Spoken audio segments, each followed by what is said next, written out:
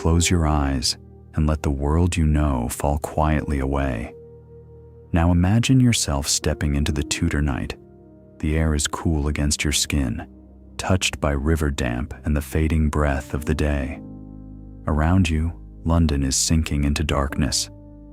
Not silence, not completely, but that softer kind of quiet that comes after sunset, when the city seems to lower its voice and keep its secrets closer. There is nowhere you need to go except forward. No task waiting for you, no clock to follow.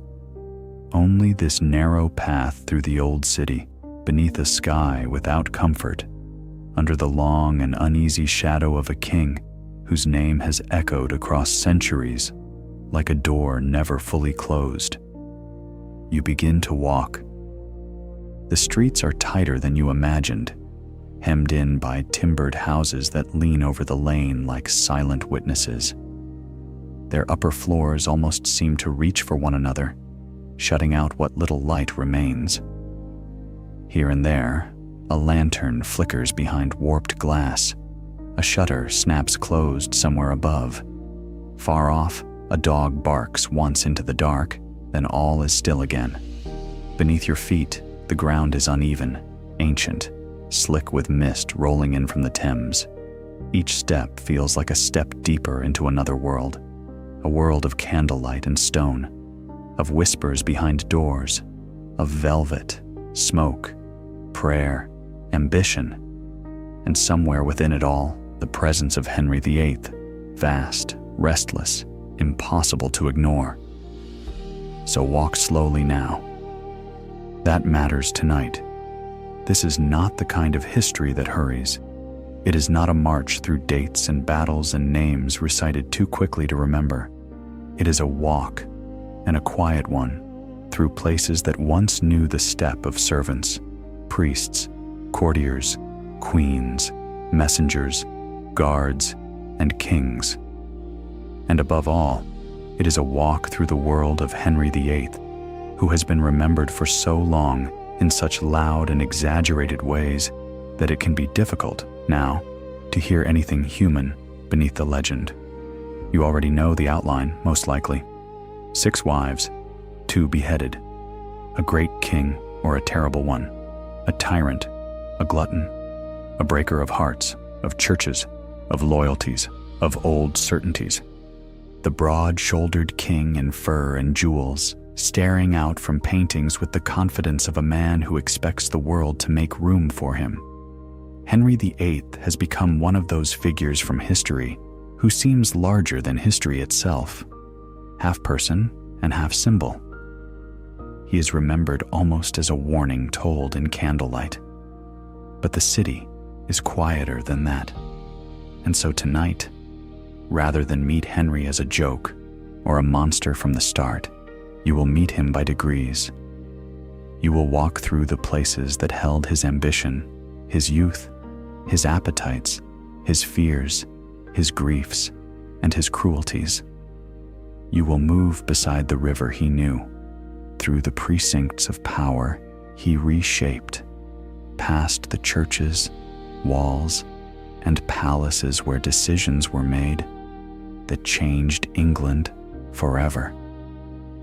And as you walk, you will keep returning to one question, asked softly and without hurry. Was he really as bad as they say? The answer, like most true answers in history, does not arrive all at once. It waits in places. It waits in the hush of a chapel, where a queen once knelt and prayed for a son who did not live. It waits in the glittering rooms of court, where charm and danger could wear the same smile. It waits in the tower, in dark stone and cold iron, where favor ended and fear began. It waits in the stripped silence of vanished abbeys, in the echoing halls of Hampton Court, in the slow alteration of a kingdom that discovered one man's private longings could become public law. But for now, at the beginning, all you need to do is walk. On your left, beyond the clustered houses and narrow lanes, the river moves through the dark like a long strip of beaten metal. black and silver where the moon catches it. The Thames is never entirely still. Even at night, it shifts and breathes, carrying with it fragments of sound. The knock of wood against wood, the creak of rope, the wash of water against steps, the murmur of movement farther downstream. The river is London's memory. It has seen kings arrive in triumph and leave in silence. It has carried barges bright with cloth of gold, and others heavy with prisoners. It has reflected torchlight, stormlight, winter dawn, and execution weather. Tonight, it reflects only a pale, blurred moon and the occasional trembling light from the shore. You pass a doorway recessed into shadow. You pass a little shrine darkened by soot. You pass a lane so narrow it seems to disappear between the buildings entirely. Overhead, the sky is cloudy, but not sealed. Here and there, a star peers through the shifting dark. The city smells faintly of smoke, wet timber, rushes, mud, tallow, and the salt-bitter life of the river. It is not clean. It is not romantic in the way later centuries would imagine it, but it is alive in its own muted way, and at this hour it feels suspended, held between the last whisper of evening and the deeper quiet that comes after midnight. This is the hour that suits Henry best, perhaps. Not the Henry of banquets and trumpets, though he loved those well enough. Not yet the Henry of proclamations and fury.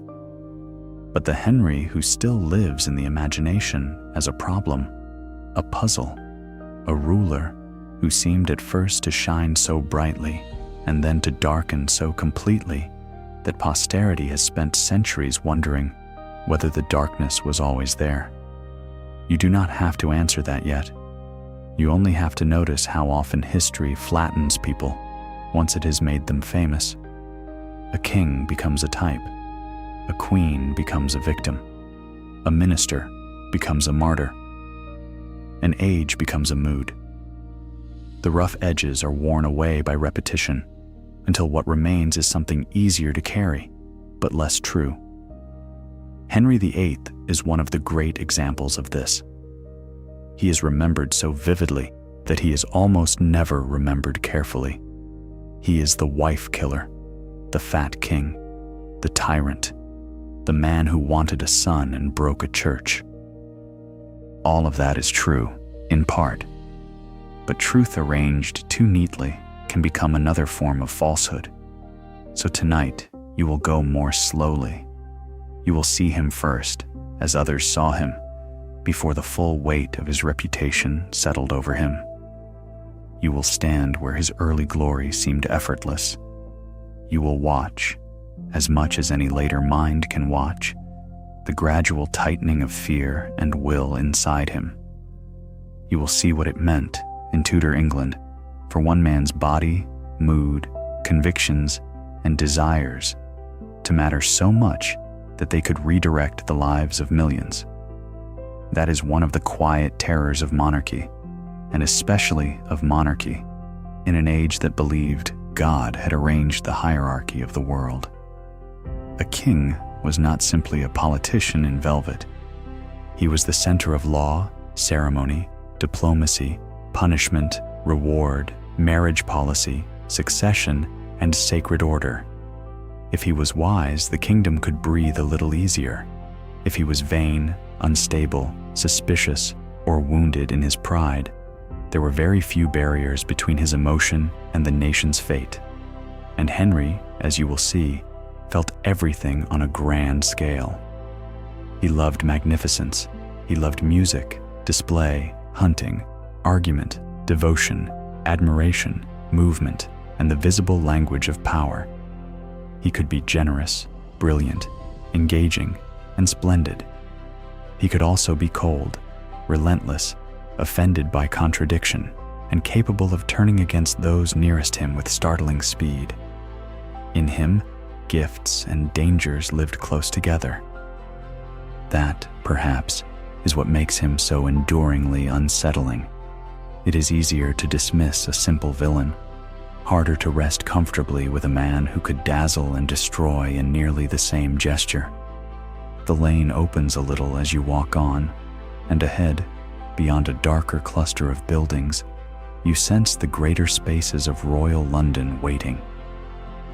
Westminster lies in that direction, where power has long gathered close to the river. The palaces are mostly quiet now in your imagining, though never wholly still. Somewhere in those precincts, a fire must be banked for the night. Somewhere a servant folds fabric in a chamber that smelled, only hours earlier, of perfume and wax. Somewhere guards change places. Somewhere a clerk seals a paper that may travel tomorrow into the hands of a bishop, a nobleman, a foreign ambassador, or a frightened family whose future hangs on the king's decision. History is often made in rooms no larger than the one you sleep in. That is another thing the night understands. The larger stories come later, arranged into chapters. But when they are happening, they happen in ordinary spaces. Chambers, galleries, stairwells, chapels, council rooms, river landings. They happen when one person hesitates and another does not, when a signature is added, when a messenger arrives too late, when a king decides that his desire is not merely personal but rightful, and that any force resisting it must be unjust. You are not at that part yet, for now the night is gentler. You slow beside a bend where the street turns toward the river stairs, and for a moment you stop. The water is close enough now that you can hear its soft, repeated brushing against stone. A bell sounds somewhere in the dark, low and patient. Then another answers, farther off. They do not disturb the silence so much as measure it. You stand and listen. And it is easy, in such a moment, to feel the past not as a vanished thing but as a second layer laid thinly over the world. The same river, the same damp air, the same pull of darkness over the city after sunset. Different buildings, different rulers, different prayers, yet still the old sensation that power is nearby, sleeping lightly behind walls. This is where your walk begins in earnest. Not with an execution block, not with a wedding feast, not with a pope's refusal, not with a portrait of a broad-faced king grown heavy with age and certainty. It begins earlier, in possibility, in the years when Henry was not yet the sum of his worst choices, in the moment before charm hardened into entitlement, and entitlement into something more dangerous. You turn from the water and continue toward Westminster. The road ahead is dim, but not empty, and somewhere beyond the mist and the darkened roofs waits a young king who, for a time, looked very much like hope. Westminster is never entirely silent, not even at night. As you draw nearer, the streets begin to widen, and the scattered darkness of common lanes gives way to the broader shadow of power. The ground beneath your feet feels more worn here, more deeply marked by centuries of passage. Messengers, judges, bishops, servants, noblewomen, foreign envoys, petitioners with cold hands and hopeful faces, guards carrying halberds, boys carrying bundles of documents, cooks with baskets, grooms leading restless horses, all have passed this way in one age or another, and now, in the hush of your imagining, you pass among them too. Ahead, the great shape of Westminster rises from the night. You do not see it all at once. First, there is the sense of scale, of walls that hold more space than ordinary life requires. Then the suggestion of towers and roofs against the clouded sky. Then, little by little, the dark outline of windows, gateways, and long enclosing lines of stone.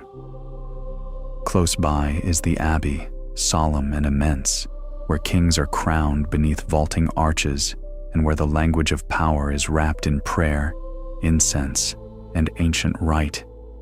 Nearby, too, is Westminster Hall, vast and enduring. One of those buildings that seems to have outlived not merely generations, but tempers, fashions, and fears. Here, monarchy is not abstract. It has weight. It has doors and corridors and private rooms. It has kitchens hot enough to make men faint in summer. It has chapel floors worn smooth by kneeling. It has accounts to settle, fabrics to inventory, horses to stable, ambassadors to impress, and endless mouths to feed. The palace is a household, a government, a theater, a machine, and a dream of order all at once. And it is here, in 1509, that Henry VIII steps into history as king. He is 17 years old. At that age, a face can still carry the glow of promise without effort. A body can still seem naturally equal to all demands. A young king can look less like a ruler than an answer. And Henry, in those first months of his reign, seemed to many people exactly that. You pause and picture him. He is tall for his age and strongly made, already broadening into the athletic frame for which he would be admired in youth. He has the reddish gold coloring of the Tudors, the healthy brightness that painters and chroniclers alike found pleasing. He rides well, dances well, laughs easily, speaks with learning, and carries himself with a confidence that appears not forced, but native. He is educated in the manner of a prince intended not merely to wear a crown, but to embody a whole new kind of kingship. He knows languages. He writes and reads music. He is interested in theology. He enjoys debate. He hunts, jousts, sings, composes, and displays himself with a fluency that makes effort look like delight. He is, in other words, exactly what many people hoped a king might be. This matters because memory often walks backward. Knowing what Henry became, it is tempting to imagine that he must always have looked ominous, must always have worn the face of the later tyrant, must always have carried some obvious sign of the man who would send wives, counselors, and holy men to their deaths. But that is not how it felt to those who first saw him crowned. To them, he seemed dazzling. His father, Henry VII, had been able, disciplined, suspicious, and economical, a founder of dynasty who knew too well how fragile his hold on England had once been. He had won a kingdom after civil war and governed it with caution. There was prudence in him and skill, but not much warmth. The new Henry appeared almost as his opposite. Where the father had seemed guarded, the son seemed expansive. Where the father measured, the son shone. A court that had lived for years beneath careful restraint suddenly found itself illuminated by youth, beauty, generosity, and movement. It must have felt like spring after a long and disciplined winter. You can almost hear it now if you stand still enough. The renewed life of court, the stir of silk and velvet, the clatter of preparations for tournaments, the tuning of lutes, the calling of servants from one chamber to another, the energy that gathers whenever a young ruler enjoys being seen and everyone around him hopes to be seen in return. Henry understood instinctively that kingship was not merely authority, it was performance. That does not mean it was false. Performance in a court can be as real as prayer or punishment.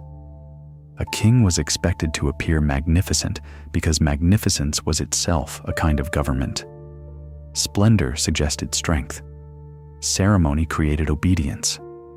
Beauty, order, music, jewels, feasts, and ritual all helped make monarchy visible to those who served it and those who feared it. Henry loved this visible language of rule.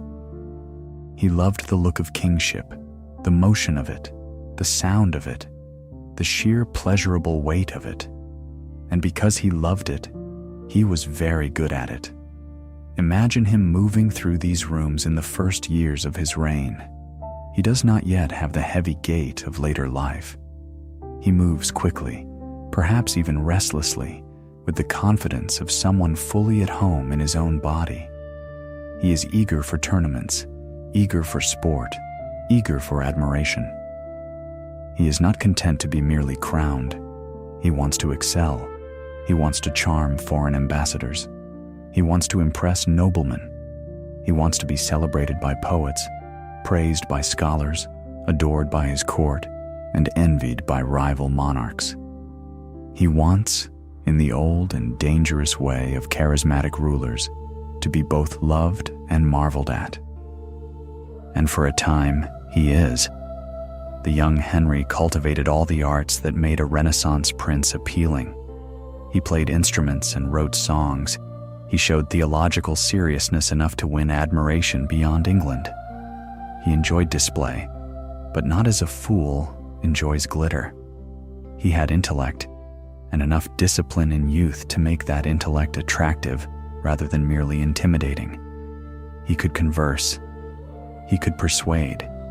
He could participate in the ideals of cultivated European kingship with seeming ease. In a century that valued humanist learning alongside noble lineage and martial skill, Henry looked unusually complete. This is why his later reign would prove so painful to contemplate. A dull brute becoming brutal does not unsettle the imagination in the same way. But a gifted young man, admired for charm and promise, gradually revealing how dangerous those gifts can become once mixed with vanity, fear, and absolute power. That story lingers. You walk farther along the edge of the palace precinct, and the river wind lifts slightly, carrying with it a chill that smells of water and ash. Somewhere within the royal buildings, a late fire crackles in a chamber grate. Somewhere, a servant coughs in a passageway. Somewhere, a guard shifts the weight of his weapon and stamps warmth back into his feet. The palace is sleeping, if a palace can ever be said to sleep, but sleep here is never innocent. Too many ambitions remain awake after midnight. You think again of the young king. If you had met him at 17 or 18, what would you have seen? Not the famous husband of 6 wives, not yet. Not the thickened face, the ulcered leg, the frightening instability of late middle age. You would have seen a prince made king at just the moment when beauty and authority are most intoxicating together. You would have seen a body built for armor and dance alike. You would have seen a ruler who could pray in earnest, then ride hard, then feast, then discuss matters of learning, then flirt, then compete in sport, all before the day was done. You would have seen someone who seemed to have been born not only to reign, but to enjoy reigning. And enjoyment is not a small thing in politics. A ruler who delights in power can become more compelling than one who merely uses it. Delight draws people in. It lowers their guard. It persuades them that brilliance is a form of goodness. Henry's early court was bright with this kind of delight. He spent freely. He revived pastimes. He surrounded himself with display. He moved through his kingship like a man trying on a role he found not burdensome, but exhilarating.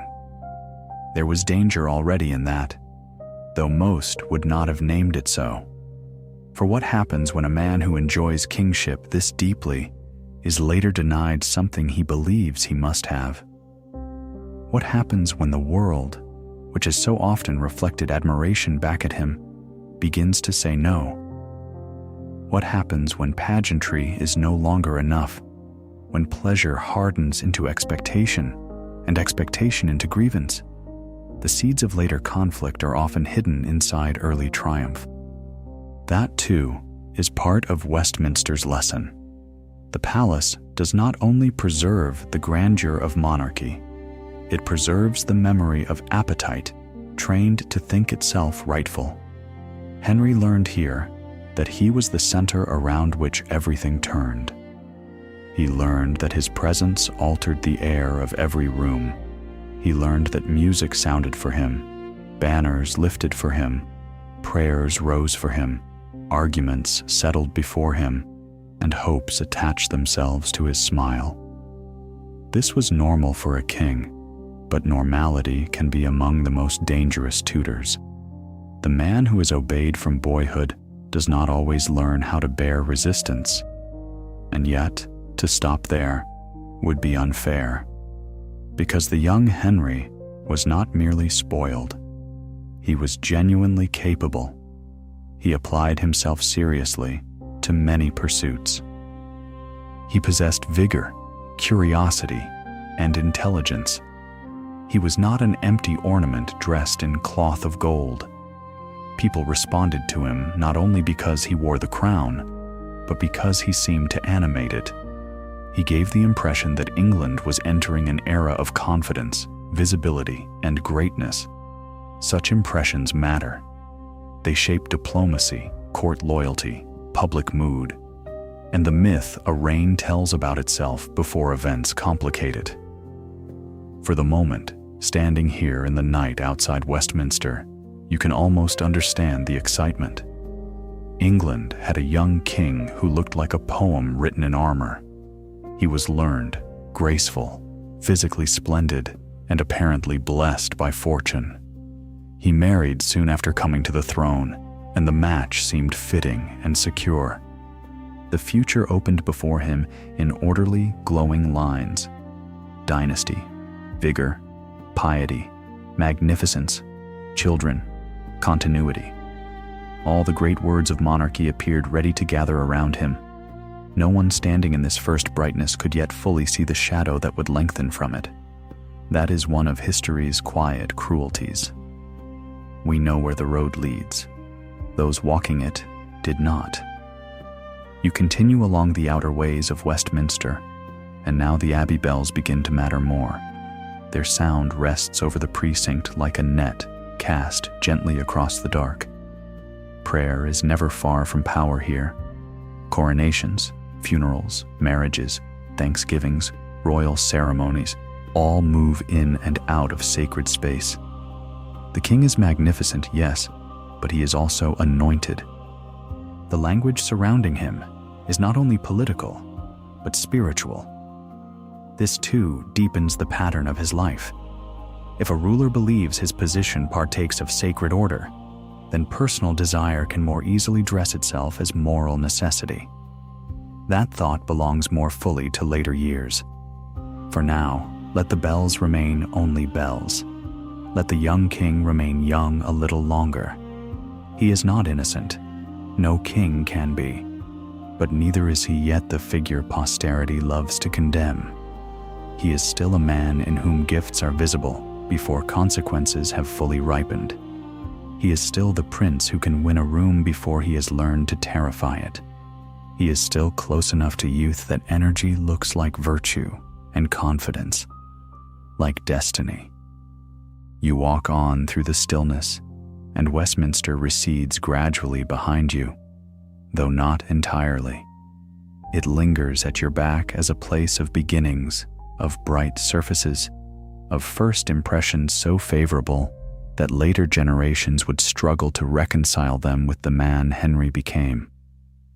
Sometimes the most unsettling thing about power is not that it corrupts the obviously wicked. It is that it can deform the brilliant. And now, leaving the palace behind for a while, you turn toward a quieter place, where candlelight falls across stone, where hope and grief kneel side by side, and where the story of Henry's darkness begins, very softly, with prayer. You leave behind the broader spaces of Westminster and enter a silence that feels older than kingship itself. The chapel receives you gently. The air is cooler here and stiller, touched with the faint scent of old stone, wax, and extinguished incense. Your footsteps seem too loud at first, and then not loud at all. as if the building has absorbed centuries of prayers and softened every sound that enters it.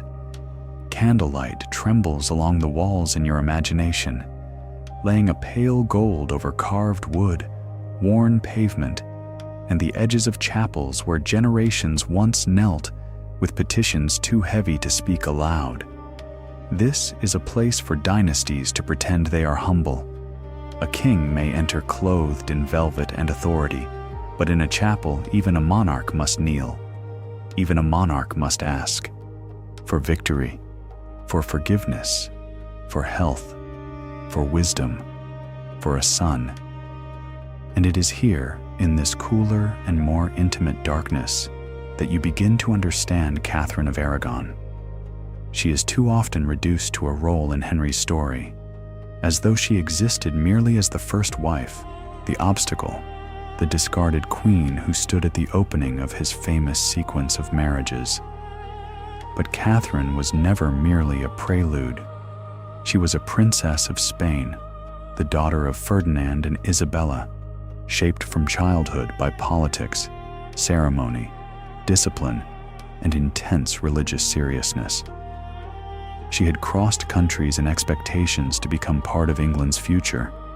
She had been married first to Henry's elder brother Arthur, and after Arthur's death had endured years of uncertainty, delay, and negotiation before becoming Henry's queen at last. By the time she married Henry, she had already learned patience in the hardest school available to a princess, the court of uncertain value. And when she married the young king, the match seemed not only useful, but fortunate.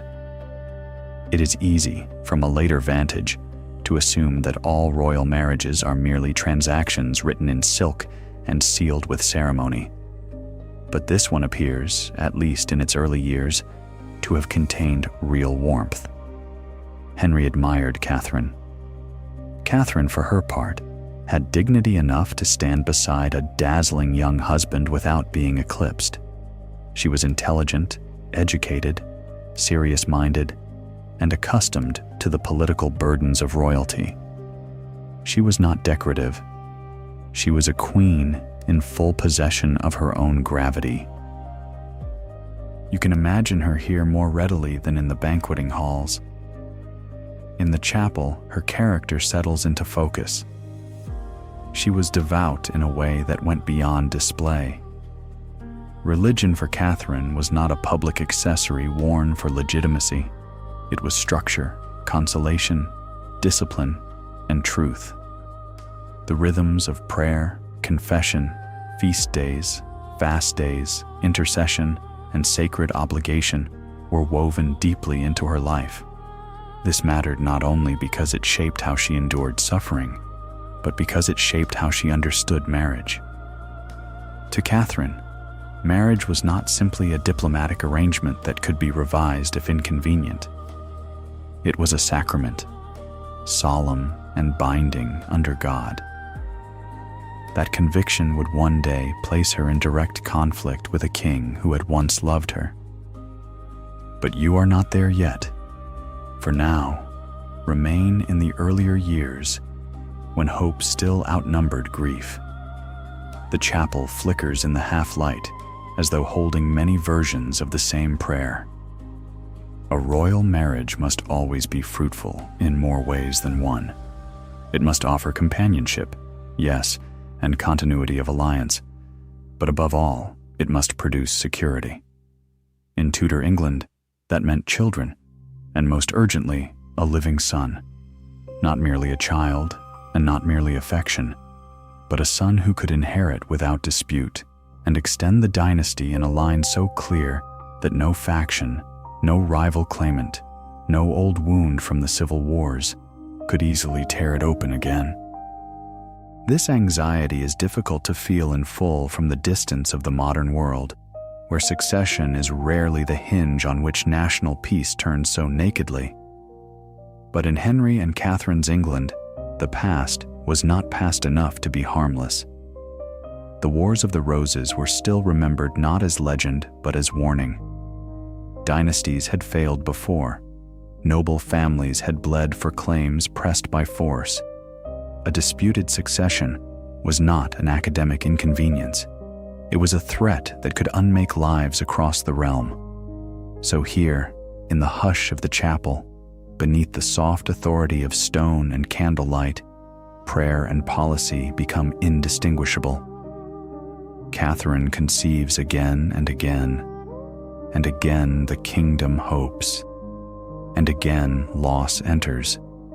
Some children are stillborn, some die within weeks. The joy of birth becomes inseparable from the fear of burial. Court celebrations cannot hold. Cradles become symbols of uncertainty rather than assurance. Each pregnancy is watched not only by family and household, but by the wider political imagination of the country. A queen's body is not allowed privacy. It is asked to bear the future in public, under scrutiny, beneath expectation, and often through pain that must be dignified into silence. At last, one child lives, Mary, a daughter, healthy, precious, beloved, and yet not enough. That last truth is one of the saddest in the story, because it diminishes no one's humanity more than it diminishes the child's. Mary mattered deeply to both parents, especially in her early years. But affection and legitimacy were not the same thing in the eyes of Tudor politics.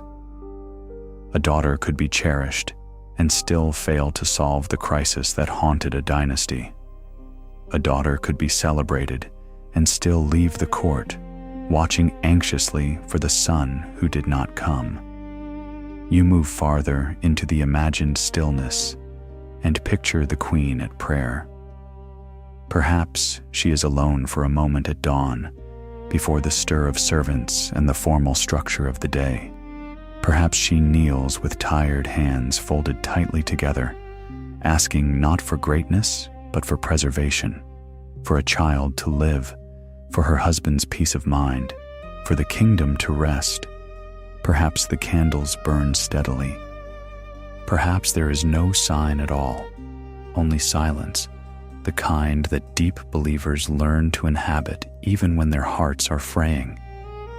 This is where the story begins to change its texture, because sorrow, repeated often enough, does not remain only sorrow.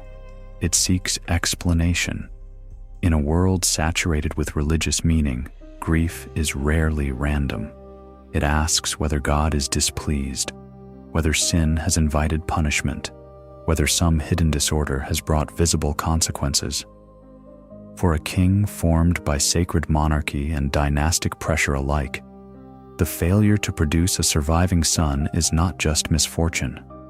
It becomes a question. And questions, in the mind of a ruler, can become obsessions.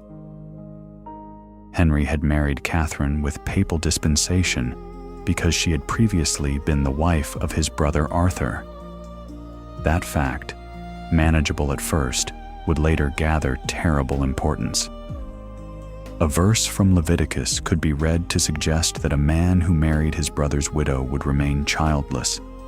Never mind that Henry and Catherine had a living daughter, or that theological arguments on such matters were rarely so simple.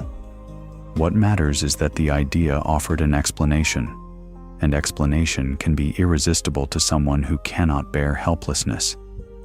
At first, though, it may have come more softly.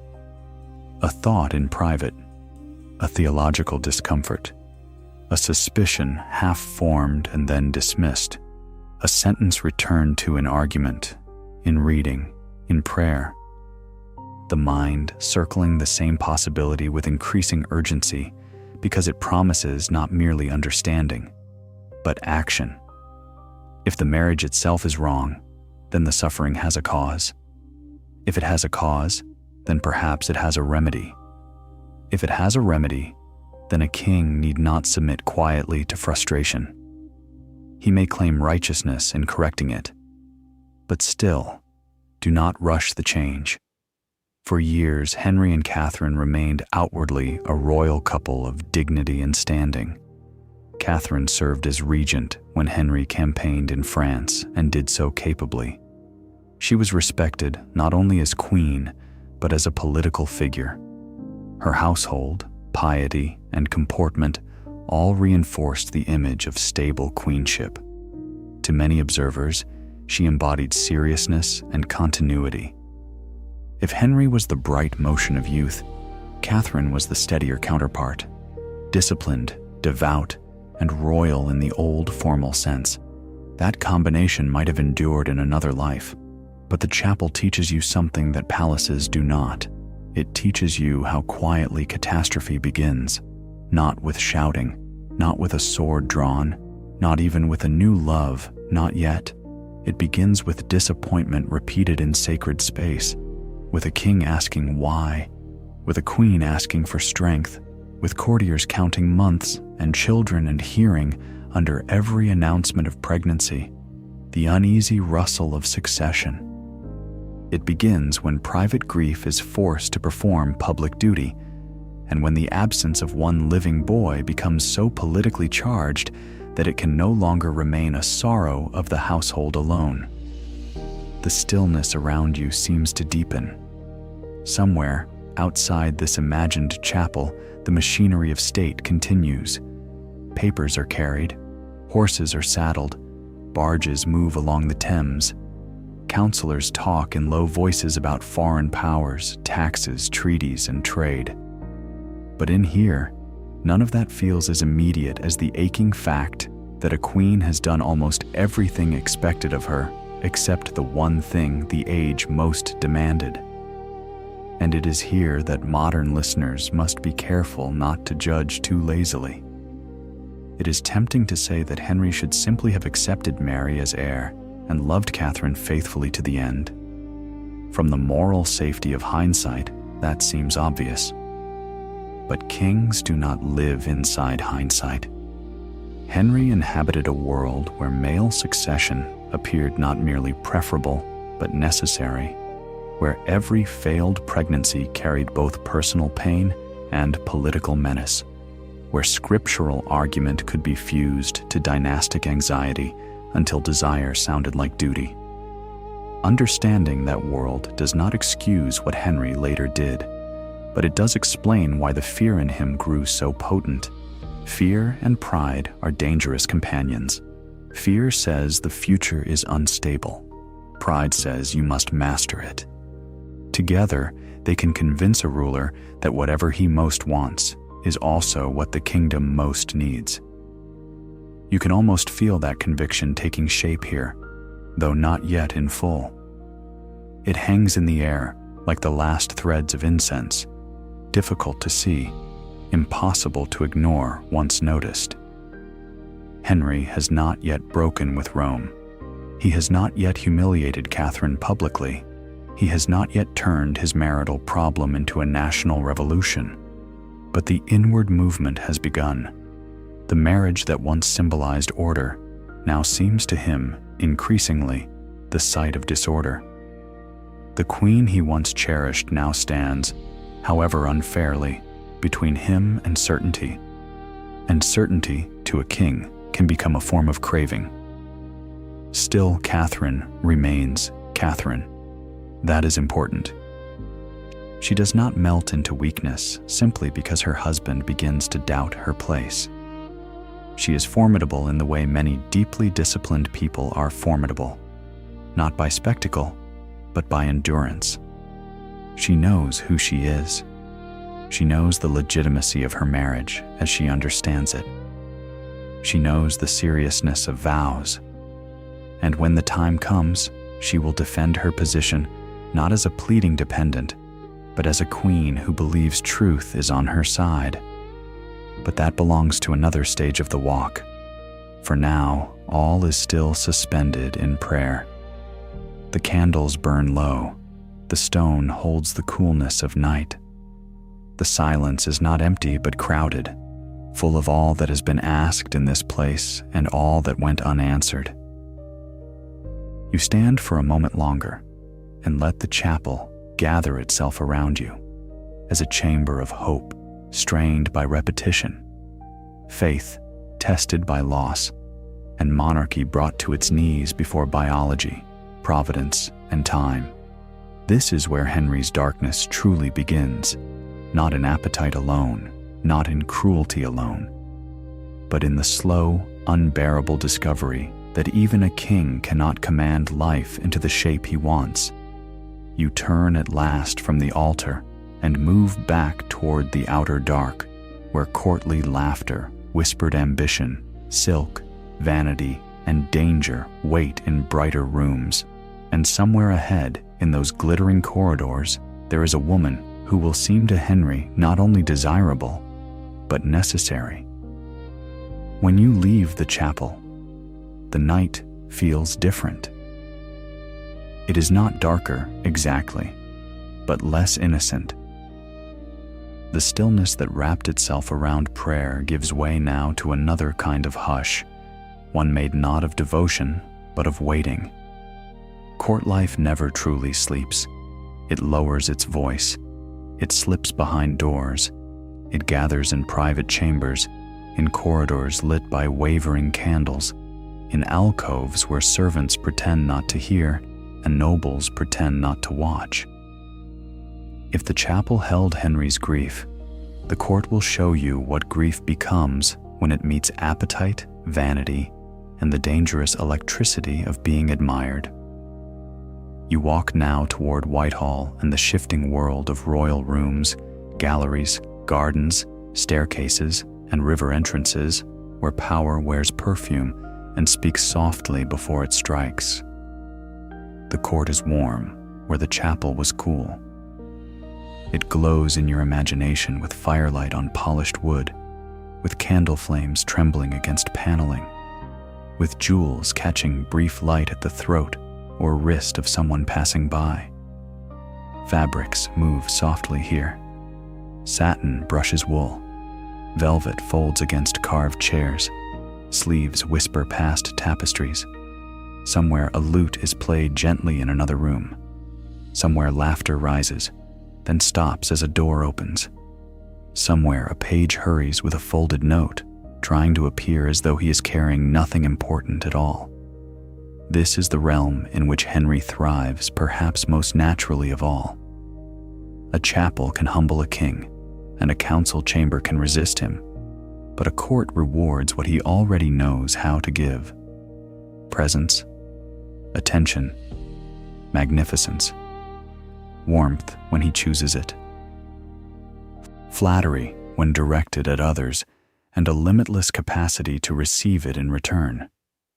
Court life is built from symbols and glances, from rank and favor, from the art of appearing indispensable while never seeming to try too hard. It is a theater in which everyone is both actor and audience, and Henry, as king, stands always at the center of the stage. But a stage is also a place where desire can become visible. And now, moving through this brighter darkness, you come toward Anne Boleyn. She enters history so vividly that it can be hard to separate the real woman from the storm of interpretation that followed her.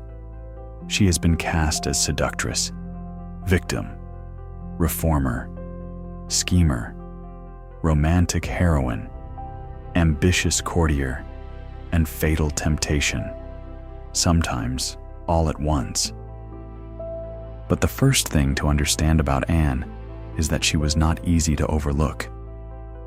In a court where beauty was common and charm carefully cultivated, she was nevertheless distinctive, not because she was the most conventionally beautiful woman present, not because she simply surrendered to the king's interest, but because she combined intelligence, style, wit, poise, and self-command in a way that made attention linger. She had spent years in continental courts, including the sophisticated circles of the Low Countries and France, and she returned to England with a Polish that felt fresh and difficult to imitate. She knew how to speak, how to dress, how to move, how to make herself memorable. She had an alertness about her, a liveliness not easily mistaken for passivity. In rooms where many women were expected to be gracious, attractive, and accommodating, Anne seems to have possessed something sharper. not simply beauty, but edge. You can imagine the first impression she made in candlelight. A voice that does not hurry, eyes quick to understand, a manner that invites pursuit without collapsing into availability. That last part matters enormously. Henry had known flirtation before. He had known mistresses. He had known the general rule that a king's desire was often enough to arrange its own satisfaction. But Anne did not permit herself to be absorbed so easily into that familiar pattern. Whether from conviction, strategy, caution, ambition, or some mixture impossible now to untangle, she refused to become merely another passing object of royal pleasure. And refusal is a powerful stimulant to the accustomed will. For Henry, this changed everything. You walk through the imagined galleries where this drama took shape, and it is easy to feel how dangerous such places are. A court is never just a social world. It is an ecosystem of calculation. Every smile can carry meaning. Every dance can shift a faction. Every gift can bind or expose. Courtiers rise not only through service, but through proximity, through interpretation, through knowing when to speak and when to appear silent. In such a world, a king falling deeply and visibly in pursuit of one woman does not remain a private matter. It alters alignments. It creates hope in some and dread in others. It whispers down passages and across supper tables. It changes what future people imagine for themselves. And all the while, Henry is not merely attracted, he is becoming convinced. There is a difference. Attraction can coexist with inconvenience. Conviction cannot. Once Henry began to see Anne not simply as desirable, but as necessary, the path ahead hardened.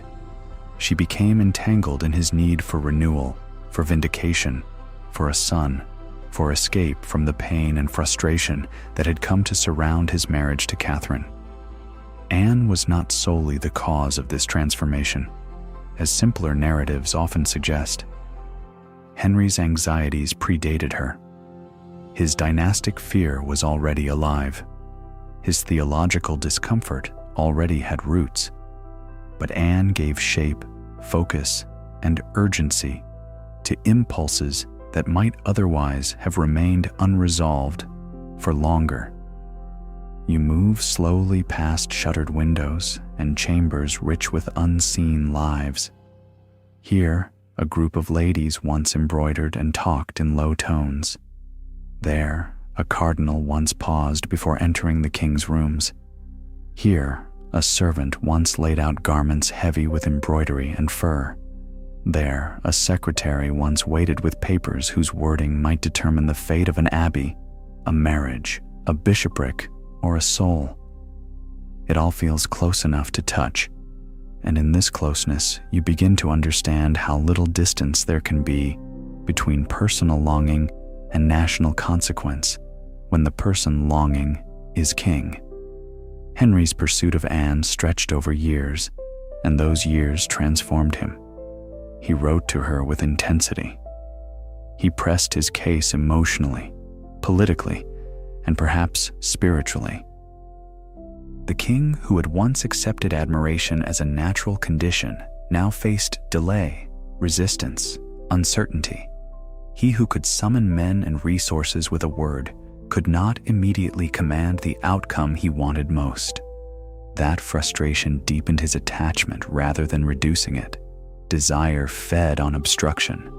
The future he imagined came to depend on overcoming it, and the first and greatest obstruction was his marriage. Catherine remained queen.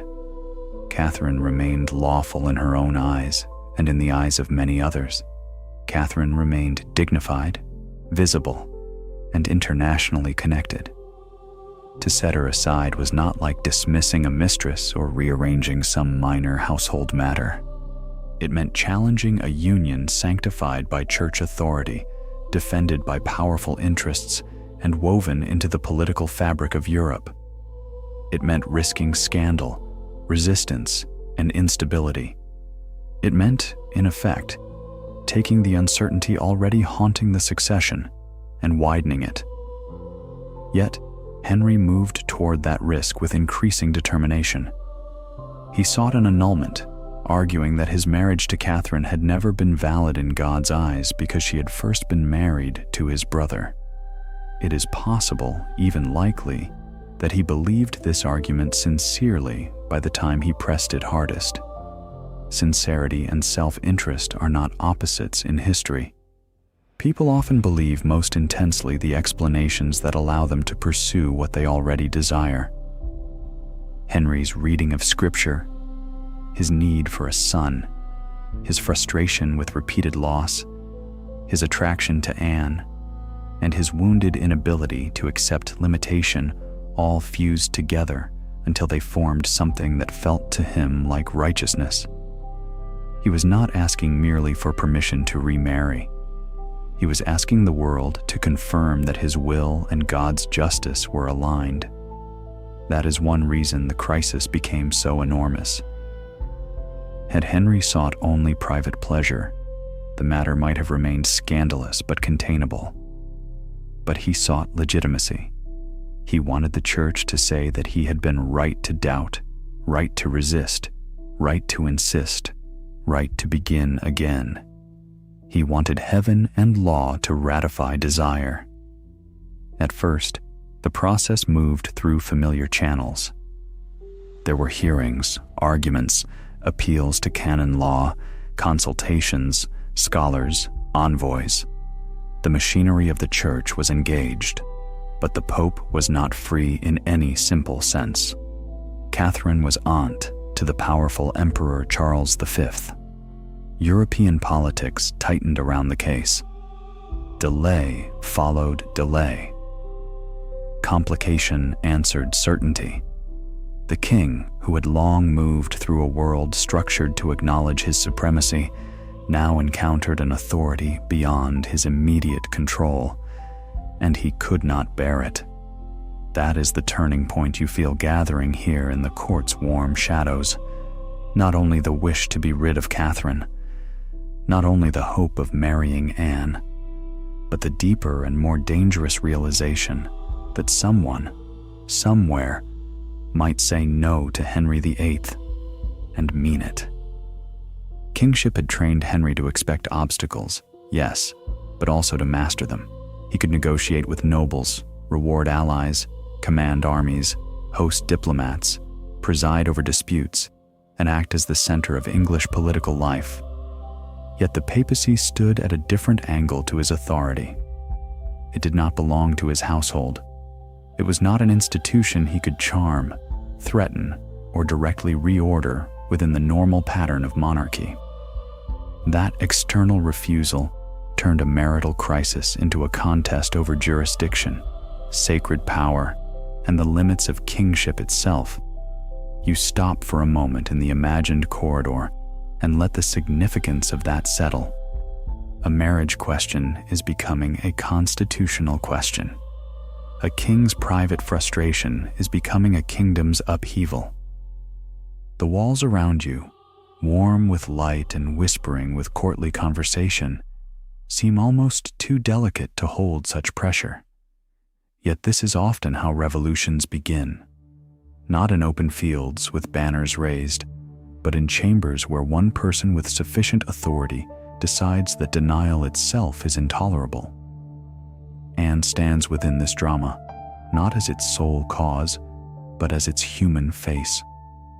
For Henry, she represented not only love or infatuation, but the future remade, youth restored, fertility renewed, desire justified, divine favor regained.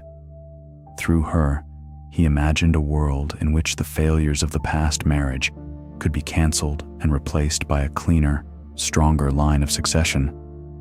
She became the vessel into which he poured political hope, theological argument, masculine pride, and emotional insistence.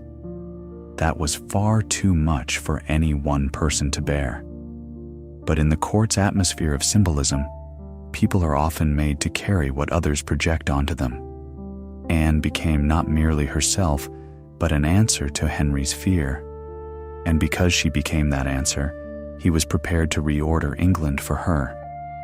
The process was gradual, and that gradualness matters. History is often taught as though the break with Rome happened in a single dramatic stroke, as if Henry woke one morning furious and simply snapped a bond that had joined England to the papacy for centuries.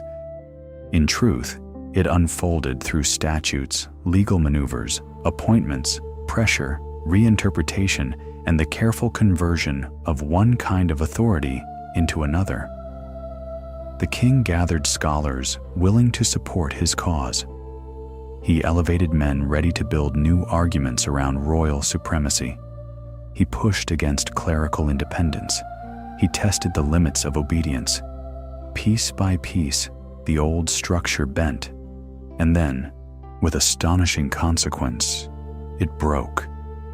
The King of England would no longer accept the Pope's ultimate authority in his realm. Henry himself would stand as supreme head of the Church of England. What began as an effort to secure an annulment became a transfer of sacred jurisdiction. Monasteries, bishops, theologians, judges, parish priests, and ordinary believers would all feel the aftershock. The spiritual geography of England shifted because one man's marriage would not remain his marriage alone. You walk deeper into the imagined warmth of court and feel, beneath all the silk and ceremony, the force of that truth. Henry was not merely selfish in a private way. He was so powerfully placed that selfishness could become structure. That is why his reign remains so important and so unsettling. He did not simply behave badly in personal life. He altered institutions, redistributed authority, and redrew the boundary between the sacred and the royal. He made inward urgency into public order. At last, Anne becomes queen. The triumph, if it can be called that, is radiant on the surface. Processions, ceremony, rich garments, expectation. The old queen is set aside in all but her own conscience. The new queen takes the place toward which so much energy has strained. Henry has won, or believes he has won. He has defied resistance, bent law, challenged Rome, and secured the woman for whom he has labored with such intensity. But there is a tension in victory from the very first. Because Anne's queenship is not meant merely to complete a romance. It is meant to justify a revolution. And justification, once demanded on that scale, becomes merciless.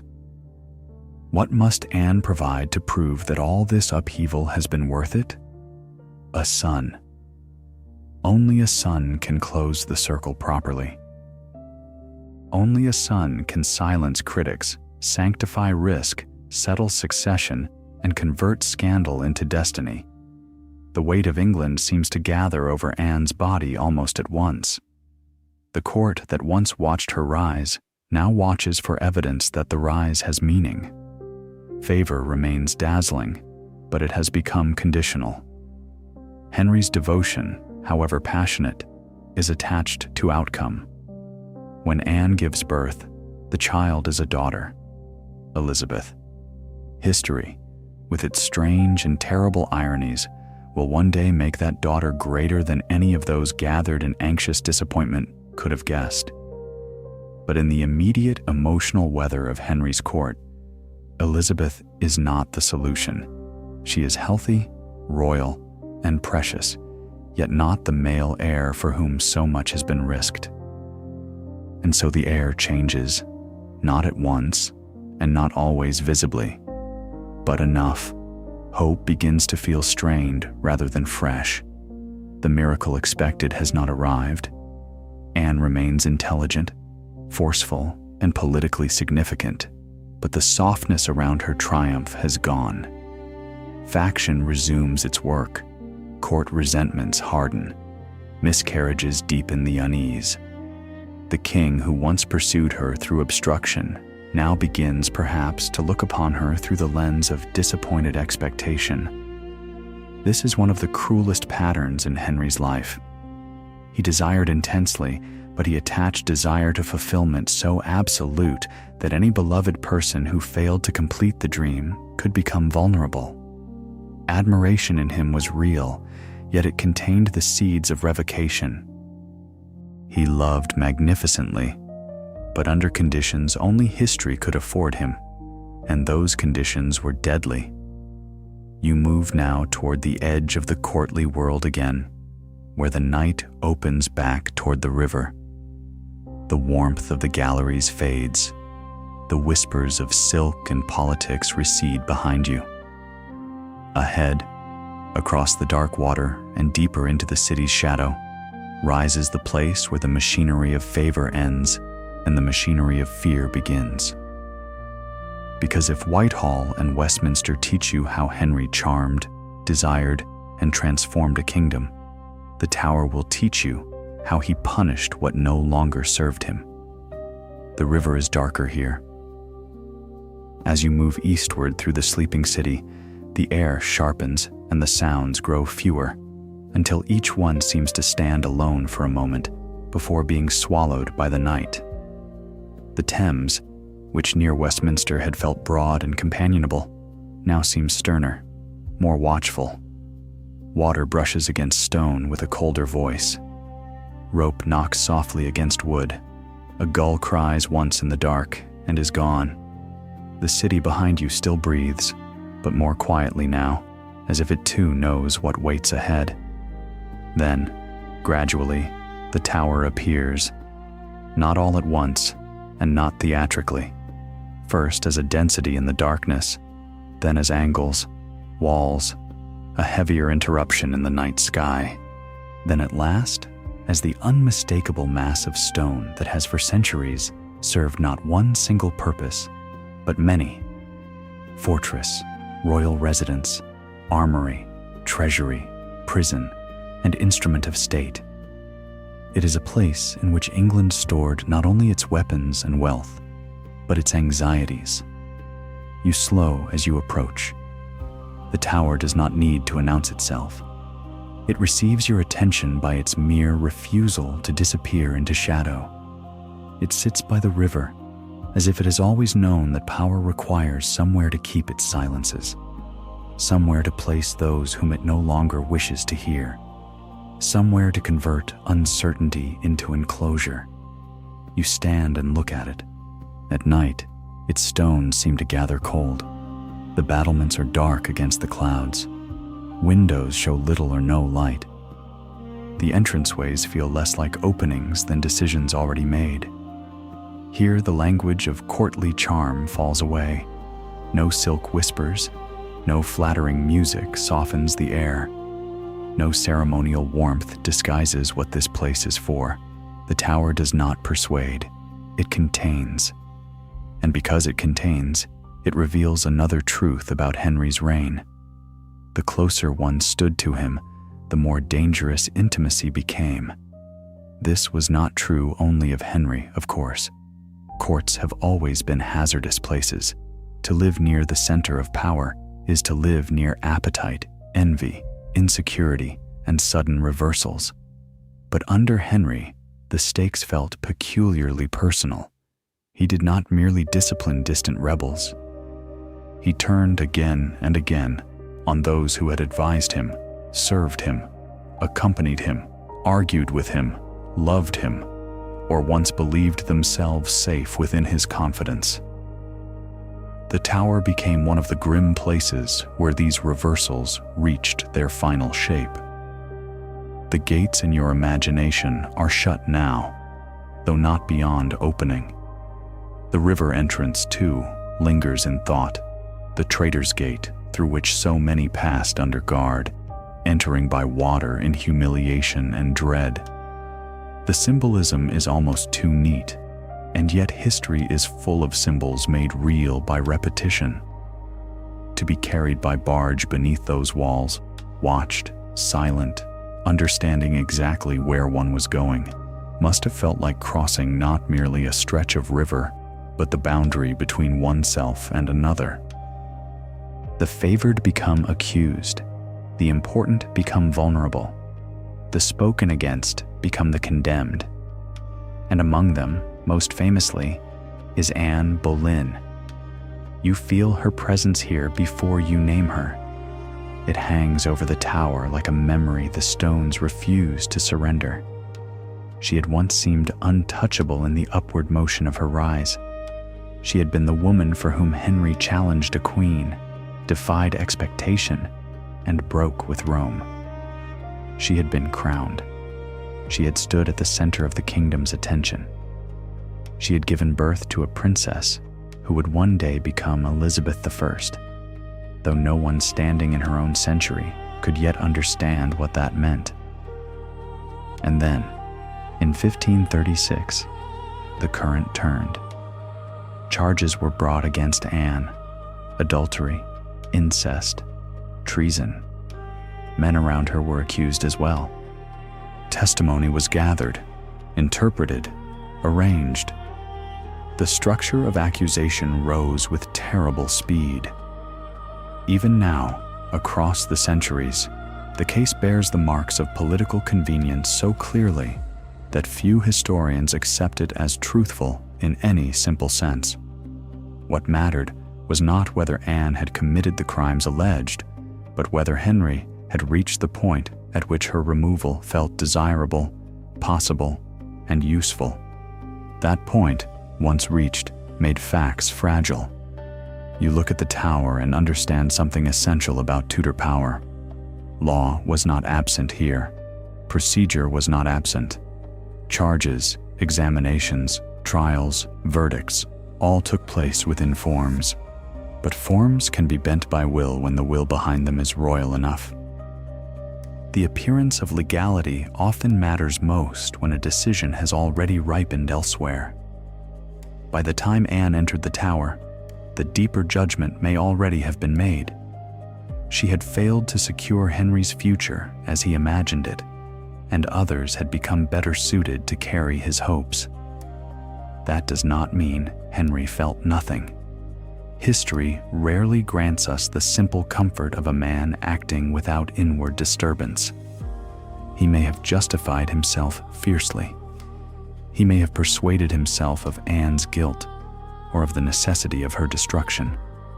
He may have mixed anger, disappointment, wounded pride, erotic revulsion, dynastic urgency, and self-protection until they formed a case he could live inside.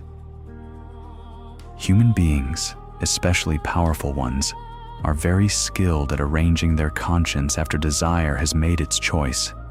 But whatever passed within him, the result remains. Anne, once central, became disposable. That is one of the coldest sentences history ever writes about the powerful and those they once favored. Useful, then inconvenient, then endangered, then gone. Under Henry, the interval between those stages could be alarmingly short. You imagine her here in the Tower's inward rooms, not yet dead, not yet absent from the world, but cut off from the life she had so dramatically altered. What did she think in those final days? Shock, perhaps. Fear, certainly. Anger, disbelief, calculation, prayer. Human minds in extremity do not stay in one feeling long. Perhaps she remembered the years of pursuit and could scarcely comprehend the speed of the reversal. Perhaps she understood too well, because courts teach such lessons early. Favor is bright, but it is never solid. Perhaps she still hoped. Perhaps she knew hope had narrowed to almost nothing. The Tower keeps those questions. It keeps also the memory of the execution itself, one of the moments that sealed Henry forever in the popular imagination. Not simply because an execution occurred. Kings of the age were not strangers to blood. Not even simply because a queen died. Royal women too could fall. But because of the intimacy of the cruelty. Henry had overturned a marriage, shaken a church, and transformed a nation in order to make Anne Boleyn queen. Then, when she no longer fit the future he required, she was destroyed through his authority. There is something almost unbearable in that symmetry. Not romance curdling into disappointment, but revolution devouring its own reason. The night around the tower seems to grow stiller as you stand there with that thought. Water taps softly below. Somewhere a sentry moves. Somewhere metal touches stone. The air smells of river damp and old masonry. You draw your cloak more closely around you in imagination, though the chill comes as much from history as from weather. Anne's death is not the only one that matters here. The tower under Henry also received men whose greatest crime was not seduction or faction, but conscience. Thomas More, scholar, statesman, wit, and once a valued servant of the king, refused to affirm the royal supremacy in the way Henry required. John Fisher, bishop and learned churchman, did the same. Neither was a rebel in the common sense. Neither raised armies or plotted insurrection in some theatrical manner. They represented instead a quieter threat, the refusal of inward assent. That, to Henry, could be intolerable. A ruler may forgive many enemies more readily than one who says, calmly and with learning, that there is a limit beyond which obedience cannot go. More and Fisher did not simply inconvenience policy. They exposed the fact that Henry's newly expanded authority still sought not only compliance, but recognition. It was not enough that laws change.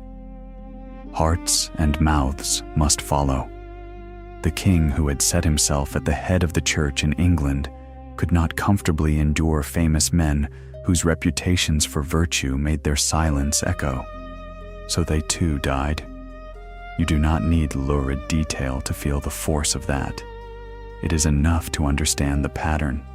Henry valued brilliance in others, but only while brilliance served or adorned his purposes. Once integrity became resistance, admiration could sour into anger. A gifted servant who opposed him became more dangerous, not less, because the opposition carried weight. Under such a king, talent was no protection. Nearness to him could elevate, but it could also expose one's neck to the edge of policy, sharpened by pride. This is important because it widens the story beyond wives. Popular memory keeps circling Henry's marriages, and understandably so. They are dramatic, intimate, easy to summarize badly. But his ruthlessness was not confined to the domestic sphere. It reached into theology, government, friendship, and law. He could break with queens, yes, but also with ministers, bishops, monks, counselors, and humanists. He did not merely punish betrayal. He often defined betrayal according to the needs of the moment. The tower, then, becomes almost a map of his limits. Not the limits of his power, but the limits of what he could endure in others. Contradiction, delay, conscience, failure, disappointment. Once those appeared in a form that challenged his image of rightful authority, punishment often followed. Sometimes gradual, sometimes swift, often dressed in process, but punishment nonetheless. And yet, even here, standing before this stern architecture, you resist the temptation to make Henry simple. Simplicity flatters the living more than it honors the dead. He was not mad in the storybook sense, not merely bloodthirsty by instinct, not a clownish tyrant stomping about in appetite alone. He was intelligent enough to understand the uses of law, symbolism, and timing. He knew when fear must be public and when it could remain implied. He operated through systems as well as through temper. That made him more formidable, not less. The tower knows the difference between cruelty that erupts and cruelty that administers itself. Henry often practiced the second kind. You begin to walk again, following the outer line of the fortress slowly, and as you do, the great question of your journey returns. Was he really as bad as they say? Here, the answer leans hard toward yes. Yes, if by that you mean that to live in his shadow was to live under a ruler who could transform affection into accusation, disagreement into treason, scruple into criminality. Yes, if by that you mean that his will, once crossed, often demanded more than submission. It demanded the removal of whatever reminded him that he had been crossed at all. Yes, if by that you mean that the institutions of state could become extensions of personal necessity. And yet even now the fuller answer does not settle completely, because the Tower gives you evidence of his severity, but not its whole origin. For that, you must continue walking through the rest of his reign, where victory arrives only half sweet, where the son so long desired is finally born, and where the kingdom itself begins to feel the consequences of a monarch whose private fears have already become public force. So you leave the Tower behind, though its weight follows you. The river opens again at your side, black and patient. The city stretches beyond, carrying churches, halls, dwellings, and all the ordinary lives that kings disturb while imagining themselves occupied with higher matters. Somewhere ahead, in a quieter chamber than the ones Anne knew, another queen waits only briefly in the story, and with her comes both Henry's greatest dynastic triumph and one of the loneliest ironies of his life. After the shadow of the Tower, the next chamber feels quieter than it should. You might expect relief. You might expect that after accusation, imprisonment, and execution, the story would loosen for a moment and allow itself some peace. But Tudor history is rarely so kind. The air in this part of the walk is softer, yes, and still. Yet it carries a kind of exhaustion, as though the kingdom itself has been holding its breath too long. Jane Seymour enters Henry's life without the blazing theatrical force that had surrounded Anne Boleyn. She seems, in the popular imagination, gentler, paler, more yielding, and perhaps that is partly true, though no woman at the Tudor court survived by being simple. Jane understood the world she inhabited. She understood how quickly a queen might rise, and how suddenly she might fall. She had served in the households of both Catherine of Aragon and Anne Boleyn. She had watched the court turn, watched favor move like weather, watched a king's desire alter the fate of everyone near it. By the time Henry fastened his attention upon her, she did not enter innocence. She entered pattern. And still, she represented something different. If Anne had been brilliance and edge, Jane appeared quieter, more traditional, more reassuring to those who had found Anne unsettling. There was less flash around her, less continental sharpness, less suggestion of challenge. Whether this difference lay in temperament, presentation, or the court's need to imagine contrast, it mattered. Henry, who had just destroyed the woman for whom he once overturned so much, now turned with startling speed toward a new marriage that seemed to promise calm after turbulence. That speed is part of the story too. It tells you something uncomfortable about Henry's emotional life. He felt intensely, but he did not remain still within loss. He moved through it by replacing its object. He sought resolution outwardly. A new union, a new hope, a new image of domestic order. It is one of the ways power protects the powerful from reflection. Ordinary grief can immobilize. Royal grief, especially when mixed with appetite and dynastic urgency, can reorganize itself into ceremony. So Jane becomes queen. And now all the old pressure gathers again. though with a new face at its center. The same question waits in every corridor, every prayer, every physician's report, every whispered exchange between courtiers trying to predict the future. Will she give him the son? Everything depends on that. The years of anxiety, argument, annulment, humiliation, remarriage, rupture with Rome, and execution have all converged toward this point. Henry has justified himself repeatedly, before his conscience, before his kingdom, before Europe, before history itself, as he imagines history might one day judge him. All the violence and upheaval of his marital life have leaned toward one promised outcome: security through a male heir. At last, in 1537, the son is born, Edward. For Henry, this must have felt like vindication descending in flesh. The child long prayed for, long pursued through so much damage and insistence, at last exists. A prince, a future, a continuation. The cradle that had remained empty of certainty is now filled. The dynasty appears finally to rest upon a living boy. It is difficult to overstate what this meant emotionally and politically. For years, Henry had lived as though one absence defined his reign. Now, the absence was gone. However much of the old fear remained in him by habit, the central object of his obsession had been achieved.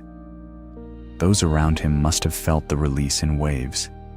Celebration, relief, thanksgiving, public joy, private exhaustion. The kingdom could breathe, at least for a moment, as though the future had at last agreed to stand still. But history seldom grants Henry uncomplicated victories. Jane Seymour dies not long after Edward's birth, almost certainly from complications related to childbirth. The queen who gave Henry the son he wanted most does not live to enjoy the security that gift might have brought her. She passes out of the story at precisely the moment she seems to have completed the task for which history had made room. There is something terribly sad in that. Not dramatic in the fashion of Anne's fall, not politically explosive in the fashion of Catherine's repudiation, but sad in a slower and more intimate way. Jane becomes the queen Henry can remember without disappointment, because death prevents the future from altering her image. She gives him what he most desired and then vanishes, leaving gratitude undisturbed by long familiarity. In some ways, that may be why later memory often places her in a special category among his wives. She is the one associated with success and loss together. She delivers fulfillment, and then she is gone before fulfillment can decay. For Henry, I think this must have deepened rather than softened his inward contradictions. He had his son now. The great striving had reached its goal, and yet the human cost remained everywhere around him. Catherine set aside, Anne executed, Jane dead, a daughter made politically uncertain, another daughter born into perilous legitimacy before future greatness would redeem it, and now the longed-for boy delivered through grief. Even triumph came to Henry soaked in mortality. You can imagine the chamber after the celebrations have faded. The candles burn lower. The prince sleeps. The attendants move quietly. Somewhere beyond, bells or prayers still sound in thanksgiving. Yet at the center of the royal household, there is also absence. The queen's place has emptied almost as soon as it was secured.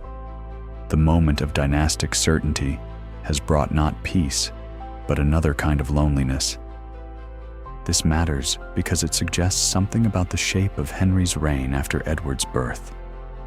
One might suppose that obtaining the son would calm him, that the old restlessness would ease, that his need to dominate every question of marriage and succession would lose its edge. In one sense, it did resolve the immediate problem. But human beings are not cured so neatly by receiving what they have pursued at great cost. Sometimes the prize only reveals how much of life has already been broken in the chase. And Henry, by this point, is a man deeply practiced in power, in self-justification, and in the rearrangement of other people's lives around his need. So the birth of Edward is both a culmination and a hollowing. It proves that his dynastic vision was not impossible. It also proves that even success cannot restore what has been lost along the way. The sun exists. The queen does not. The kingdom has an heir. The king does not therefore become gentle. You walk onward through this quieter stretch of the story and begin to feel the widening of the lens. Henry's marriages matter enormously, but they are no longer enough to explain the whole kingdom. His authority, sharpened through these personal crises, now reaches more forcefully into the broader religious and social life of England. The transformation that began as a king's desperate effort to secure his marriage and succession does not stop when the son is born. It keeps moving outward, and to understand that, you must leave the royal chambers for a while. You must step beyond London's immediate courtly glow and imagine a different map of England. One of abbeys, priories, cloisters, bell towers, guest houses, chapter rooms, orchards, fish ponds, libraries, refectories, fields, and village paths. A landscape where prayer has for centuries structured both sacred and ordinary time. A landscape that will soon be altered so deeply that even the silence left behind will feel political. So you turn from the chamber of brief fulfillment and begin to walk in your mind out beyond the city, where the monasteries of England wait in the dark, still standing for now, still praying for now, still unaware how completely one king's revolution will enter their walls. You leave London slowly, not by any single road, but by the long inward road of imagination. The city recedes behind you, with its river stairs, crowded precincts, council rooms, and dangerous chambers, and in its place, another England begins to unfold. This is not the England of courtiers and diplomats, though they too move through it. It is the England of bells heard across wet fields, of stone abbeys rising from valleys, of priory walls warmed by low sunlight, of monks and nuns keeping hours that most ordinary people could not name precisely, yet knew in their bones by sound and season. It is an England stitched together, not only by roads and law, but by prayer. You walk now through a softer darkness. The ground is damp underfoot. Hedges lean inward. Trees hold the last of the night wind in their branches. Somewhere beyond the lane, there is running water, perhaps a stream feeding a mill, perhaps a wider current slipping past reeds and pasture. Ahead, very faintly at first, you see the pale form of an abbey emerging from the dimness. Not grand in the way a palace is grand, not designed to dazzle ambassadors or magnify a king, but grand in a different way. Settled, rooted, patient. A place built to outlast moods. Its windows are dark now, or nearly so. A few late candles burn in some upper chamber. The outline of the church rises higher than the rest, and the tower, though modest compared to a cathedral's, still claims the sky around it. You can imagine the cloister garth within, the chapter house, the refectory, the kitchen gardens, the herb beds, the fish ponds, the barns, the stables, the almonry, the guest hall. Monasteries were not merely places where people withdrew from life. They were woven into life, into local memory, local charity, local economy, local rhythm. This is important to understand because later generations often remember monasteries either too romantically or too harshly. They were not all serene havens of pure holiness, nor were they simply nests of corruption waiting to be swept away by reform. They were institutions, and like all institutions, they varied. Some were rich, some poor, some devout, some lax, some beloved by their communities, some resented. But taken together, they formed one of the great living networks of pre-Reformation England. If you were sick, you might find help through them. If you were traveling, you might sleep under their roof. If you were poor, you might receive alms at their gate. If you were local, you heard their bells mark time.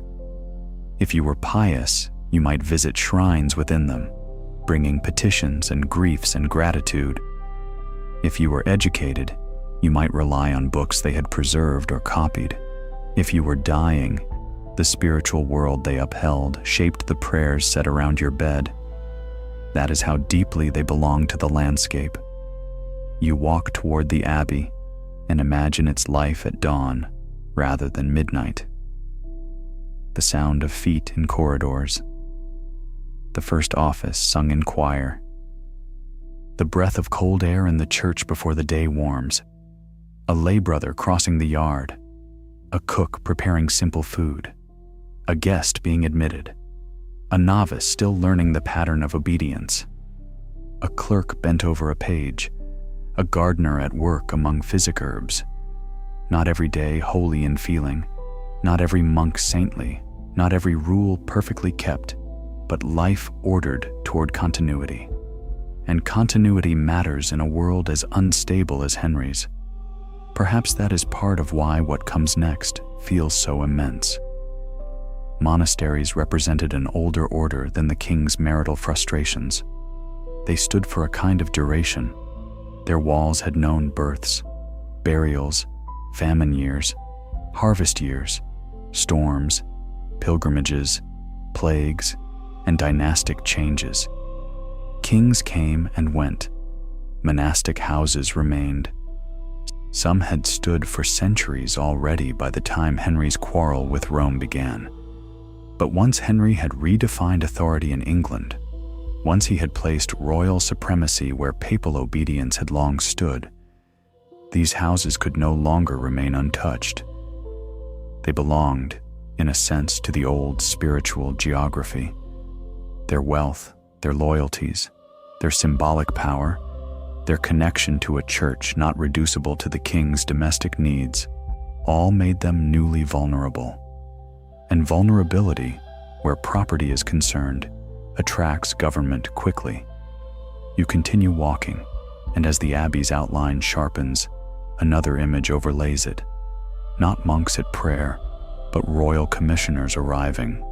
Men with papers, men with seals, men with instructions. They come not as pilgrims or guests, but as assessors, investigators, representatives of a crown that has learned how much can be gained by declaring older arrangements suspect. The process begins with visitation, inquiry, inventory. How many inhabitants? What revenues? What lands? What plate, relics, books, vestments, livestock, rents, obligations? What rumors of misconduct? What signs of laxity? What evidence can be gathered, emphasized, forwarded? Administration has its own kind of coldness. It does not always need to shout. It enters with ledgers, measures, lists, categories.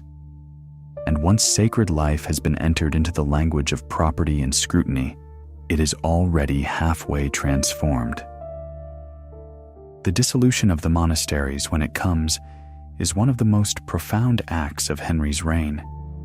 It is not a small reform, not a technical shift in church management, not something felt only by theologians and bishops. It tears through the kingdom materially. Houses are surrendered, communities dispersed, shrines stripped, bells removed, libraries scattered, roofs opened to weather, stones repurposed, lands transferred into new hands, ancient routines broken in the name of royal policy, financial gain, and religious reordering. Some welcomed it, or believed they did. There were critics of monastic life long before Henry. There were reformers who saw corruption and stagnation in some houses. There were ambitious men who saw opportunity in redistribution. There were courtiers and gentry eager to profit from former church lands. There were those persuaded, sincerely or conveniently, that the old institutions had grown too wealthy and too self-protective to deserve survival. But there were also many for whom this change felt like sacrilege, theft, and dislocation all at once. You walk now in the mind through one dissolved abbey after another, a cloister silent, an altar dismantled, a shrine opened and plundered, a refectory stripped of tables, a dormitory emptied of sleepers, a gatehouse no longer receiving the poor as before, windows broken, rain entering, ivy beginning its patient work, sheep grazing where processions once passed. The English landscape would, over time, fill with these ruins, and even the ruins would become beautiful enough to tempt later people into forgetting the violence that made them. But in Henry's time, the beauty was not yet there. Only shock, only interruption, only the sense that something long stable had been declared suddenly disposable because the relationship between king, church, and kingdom had altered at the top. This is where your walk widens morally. Up to now, Henry's story has moved through faces the world remembers easily. Catherine, Anne, Jane, more. But here the consequences spread beyond famous names. Entire local worlds are shaken. People who will never appear in portraits, never have schoolchildren memorize their names, feel the monarchy enter their lives in a new and irreversible way. A villager who once received aid at the abbey gate must look elsewhere. A tenant finds the land no longer belongs to the old house, but to a new lay owner with different priorities.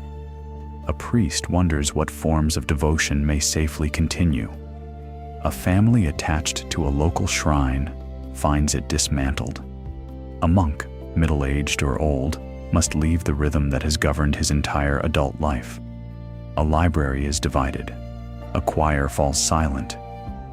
The change is not only theological, it is sensory, acoustic, emotional, economic. A bell that has rung for generations no longer rings. That alone can alter how a place feels. You stop beside the imagined abbey wall and place your hand, in thought, against cold stone. How many people had done the same before the crown came for it? How many children had played in its shadow? How many widows had prayed there? How many travelers had arrived weary and left warmer? Institutions are never abstractions once they are woven into ordinary life. They become part of the furniture of memory. Henry may not have thought primarily in such terms. Or if he did, necessity outweighed sentiment.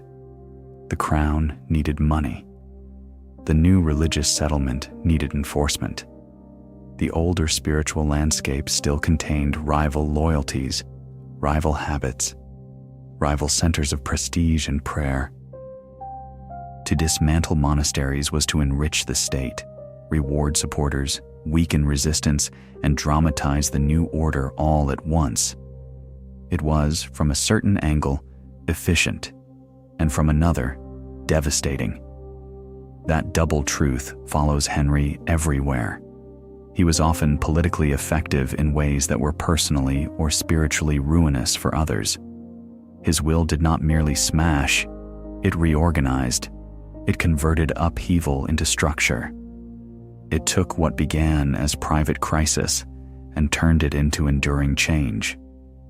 That is why his reign cannot be contained inside the drama of marriages alone. The monasteries prove that. They prove, too, that once a ruler has discovered he can refashion the sacred in service of authority, there are few limits left except those he chooses to recognize. You walk onward, and the single abbey becomes many, great houses and smaller ones, remote priories and wealthy foundations, places famous and places known mostly to their own district. Across England, the same anxious pattern repeats: visitation, pressure, surrender, seizure, dispersal. Even where no violence erupts visibly, there is violence in the stripping away of continuity itself, and in some places, there is resistance more direct than grief. People do not always experience religious change as doctrine. More often, they experience it as altered ritual, vanished processions, forbidden prayers, missing images, dismantled shrines, new words where old ones had lived. For ordinary believers, the sacred was not theory. It was texture. It was how the year moved, how the dead were remembered, how saints were approached, how feast days tasted and sounded. To interfere with that was to interfere with the structure of feeling itself. No wonder unrest followed in parts of the kingdom. No wonder some looked upon these changes not as reform, but as assault. Even if they could not halt the crown, they understood what was being lost. You continue through the sleeping countryside until the abbey behind you is once again only a silhouette. The path bends, the fields open, the horizon lightens by the smallest degree, as though dawn may be somewhere far off, though not yet near enough to matter. In that dim in-between, you gather the shape of what Henry has done. He has not only divorced and remarried. He has not only executed and commanded. He has not only argued with popes and elevated statutes. He has changed the land. He has changed who owns it, how prayer lives upon it, how wealth moves across it, how memory settles into it. The consequences of his will now stand roofless against the sky. And yet, the walk is not finished. There is still one palace, perhaps the most Henry-like palace of all, where magnificence and appetite survive in brick and echo, and where the king you met first in youth returns, altered almost beyond recognition. For to understand how Henry became the figure later generations remember most vividly, you must go back toward the river and toward splendor, to Hampton Court, where greatness and decline share the same long corridors. You return toward the world of palaces as dawn still hesitates somewhere beyond the dark.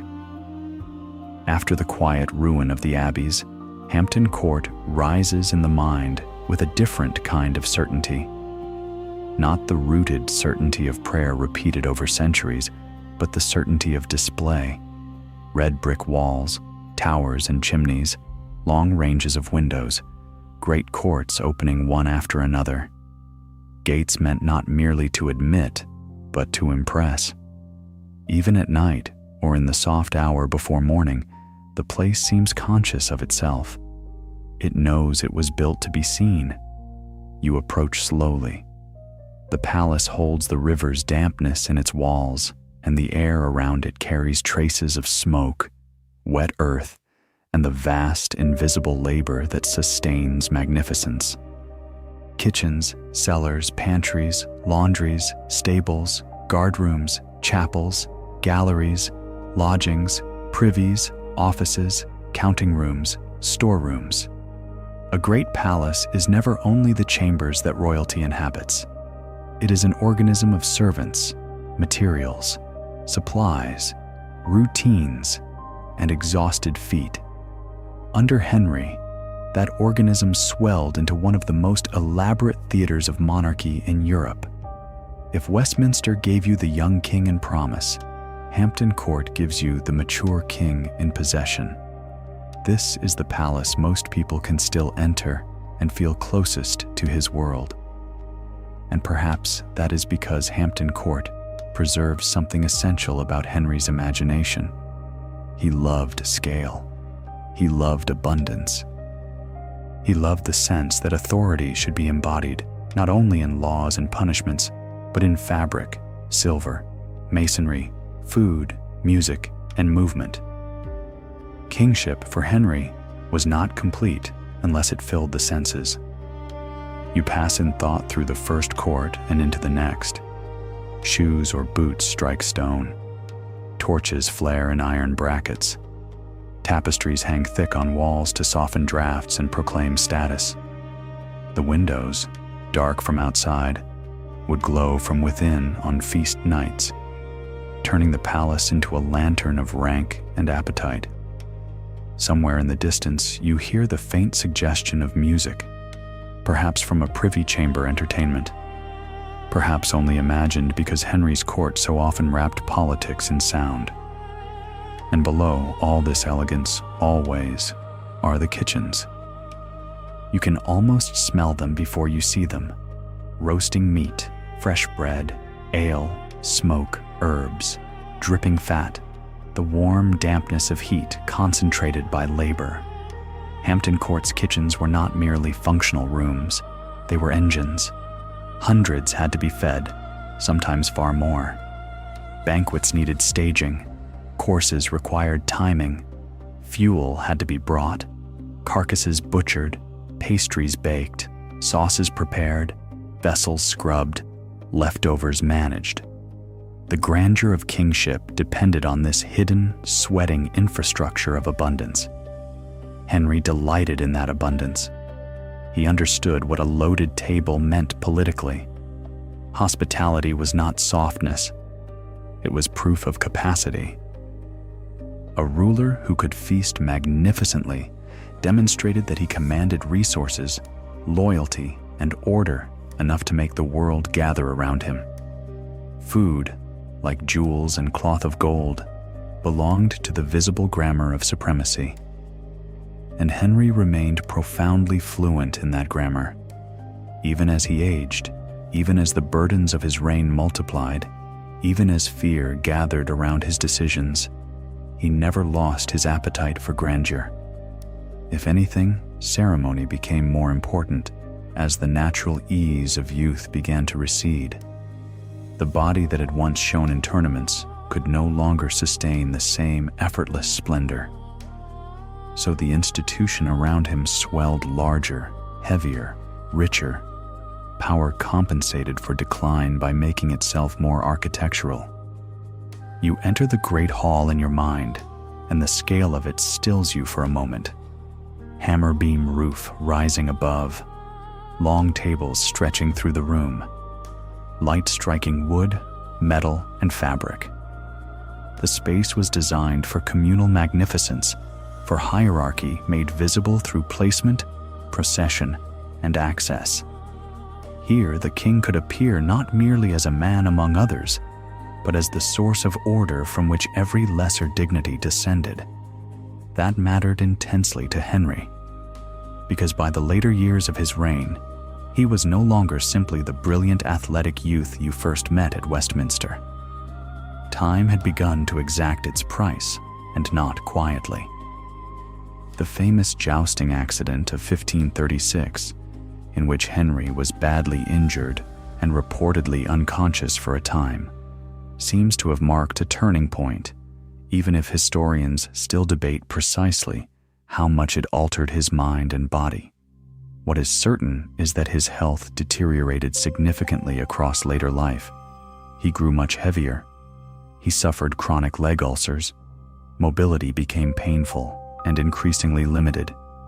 The king, who had once excelled in motion, now found himself constrained by pain, frustrated by his own flesh. That kind of change can darken a person. Not always, and not inevitably. Pain does not create cruelty by itself, but chronic suffering narrows the world. It shortens temper, deepens resentment, exhausts patience, and makes contradiction harder to bear. For a man already accustomed to command, already convinced of his own rightness, already shaped by years of seeing opposition as obstruction rather than correction, the effects could be severe. You imagine Henry now walking, not striding, or perhaps being assisted. The old athletic certainty gone from the body, though not from memory. The handsome prince still alive in paintings, in recollection, in the expectations of ceremony, but no longer available to him in the immediate fact of movement. Around him, the palace continues to proclaim vitality. The tapestries remain rich, the meals remain abundant, the courtiers still bow, the music still sounds. Yet at the center of the spectacle is a man increasingly at odds with his own earlier image. That contrast matters more than people sometimes realize. Henry's later tyranny is often described as though it were merely moral, but there is also something tragic in the physical dissonance. A ruler who had built part of his identity on bodily excellence now had to govern while diminished in the very sphere where he had once felt most splendid. Pain entered kingship. So did humiliation, though perhaps only inwardly admitted. The body, once a tool of glory, became another thing requiring management, concealment, and adaptation. And no king likes to be reminded that he is mortal, especially not a king who has spent decades converting desire into law. The palace around you seems almost to hold its breath at this thought. Hampton Court is so full of confidence in brick form, and yet within it lived a man increasingly dependent on ceremony to preserve the image of effortless sovereignty. He could still command, he could still threaten, he could still reward, marry, dismiss, sign, judge, and terrify. But the body through which he had once enjoyed doing all this had become heavier, slower, more painful, more vulnerable to decay. That vulnerability did not make him softer. If anything, it seems to have made the atmosphere around him more tense. A king in pain is a dangerous center of gravity. Courtiers learn to read mood more anxiously. Servants move more carefully. Ministers become more exact in anticipating displeasure. The whole court can begin to revolve not only around policy, but around irritability, fatigue, and the unpredictable force of wounded pride in a man no longer buffered by youth. This is the Henry posterity sees most readily, not because it is the whole truth, but because it is the most visually memorable. The broad body, the rich clothing designed to magnify rather than disguise him, the face fuller now, more set, less open. The famous portraits do their work well. They make him look immovable. Yet what lies beneath that immovability is precisely movement lost. You continue through the palace, and now the later wives return to the story, not as a nursery rhyme, but as evidence of the king's continuing search for solutions that no marriage could fully provide. Anne of Cleves comes first in this later sequence, a diplomatic match arranged through the logic of alliance. The story is often told too comically, as though the entire marriage can be reduced to one anecdote about disappointment in appearance. But beneath the later jokes is a more revealing truth. Henry was still trying to use marriage as an instrument of policy and self-renewal. He still believed that a new union might solve problems of image, companionship, diplomacy, and succession all at once. When the match failed to satisfy, whether personally or politically, it was ended not by blood this time, but by annulment. Anne survived, and did so with considerable intelligence, adapting better to the king's changing mood than some of her predecessors had been allowed to do. Then comes Catherine Howard. Youth enters the aging court like a dangerous memory. Catherine was very young, lively, and vulnerable in ways the usual summaries never quite honor. Henry, old enough by now to feel his own decline sharply, seems to have found in her not just attraction, but a kind of reflected restoration. To be admired by youth is to imagine youth partially returned, but such hopes are fragile and often cruel. Catherine's fall, when it came, repeated the old pattern with dreadful familiarity. Accusations, exposure, execution. Another queen destroyed when the role she played in Henry's emotional and dynastic theater became untenable. By then, the pattern was impossible to miss. Henry's marriages were no longer separate episodes. They formed a structure of longing and control. He sought comfort, legitimacy, image, affection, obedience, perhaps even a softer domestic world than the one his own character kept preventing. But every marriage entered the gravitational field of his power, and power of that kind deforms intimacy. A wife could be cherished, elevated, praised, and still remain vulnerable to the king's disappointment, suspicion, or political need. At last comes Catherine Parr, learned, mature, careful, and in some ways exceptionally well suited to survival in such a court.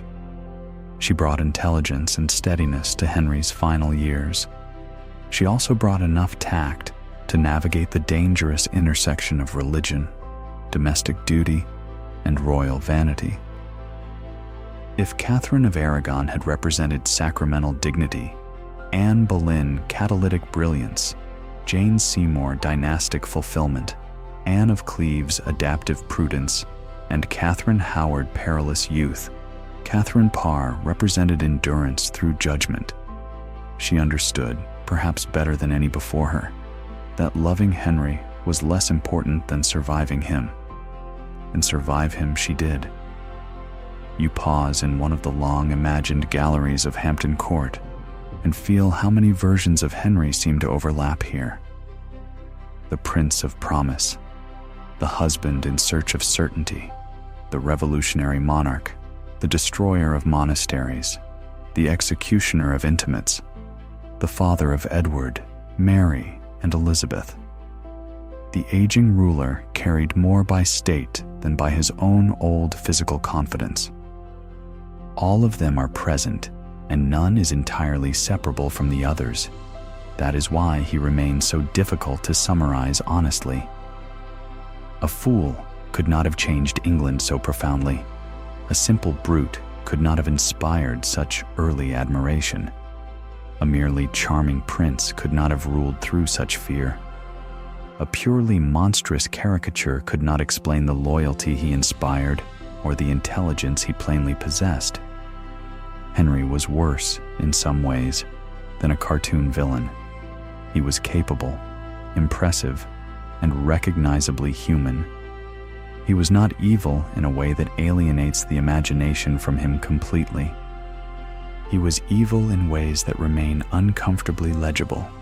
Vanity inflamed by power, insecurity translated into control, pain turned outward, disappointment converted into punishment, desire dressed in moral language until it could command institutions. Hampton Court teaches that lesson, perhaps better than anywhere else, because the palace is magnificent enough to make you feel the attraction of his kingship and haunted enough to make you feel its cost.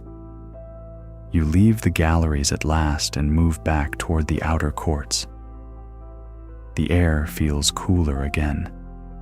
Somewhere beyond the walls, the river continues its indifferent course. Somewhere beyond history itself, later generations are already constructing the Henry they prefer to remember. Comic glutton, wife killer, Protestant hero, Catholic villain, Renaissance prince, national tyrant. All of those Henrys contain fragments of truth. None is enough. And now, your walk must draw toward its end. You have seen the beginning in Westminster, the ache in the chapel, the dangerous light of courtly desire, the cold administrative violence of the Tower, the brief fulfillment of Edward's birth, the wreckage left among the monasteries, and the aging king enthroned in his own magnificence at Hampton Court. There remains only the last walk back through the dark, where all these pieces must be gathered, and the question asked one final time: was he really as bad as they say? You leave Hampton Court slowly, as though the palace does not entirely wish to release you.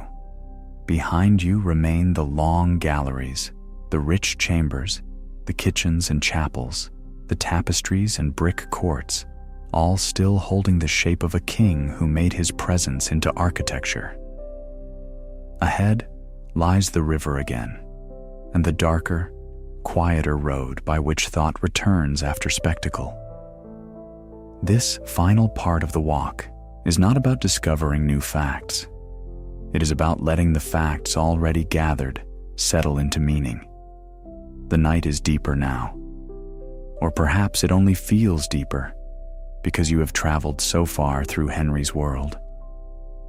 Westminster had greeted you with promise, the chapel with sorrow, Whitehall with danger disguised as elegance, the Tower with fear made stone, the countryside with sacred life broken open, Hampton Court with majesty thickened by decline, and now, with all those places behind you and still somehow around you, you walk beside the river and ask again the question that has waited patiently since the beginning. Was he really as bad as they say? The water gives no answer. It slides along the bank with the same dark patience it had when you first began, carrying moonlight in broken fragments and swallowing the reflections of distant lamps. The city is quieter now than it was then. Even the bells seem farther away. You hear your own footsteps more clearly. The air is cool on your face. Somewhere a nightbird stirs and reeds by the water. Somewhere a watchman shifts and coughs and falls silent again. This is the right hour for judgment. Not because night makes harsh thoughts easier, but because it strips away some of the noise. Daylight loves simplification. Daylight sorts things into categories quickly. Hero, villain, reformer, tyrant, saint, fool. But night has a way of making certainty slower and more honest. It asks you to live for a while with contradiction, and Henry is contradiction made sovereign. You begin with the case against him because it is impossible to walk through his world with open eyes and not feel its force.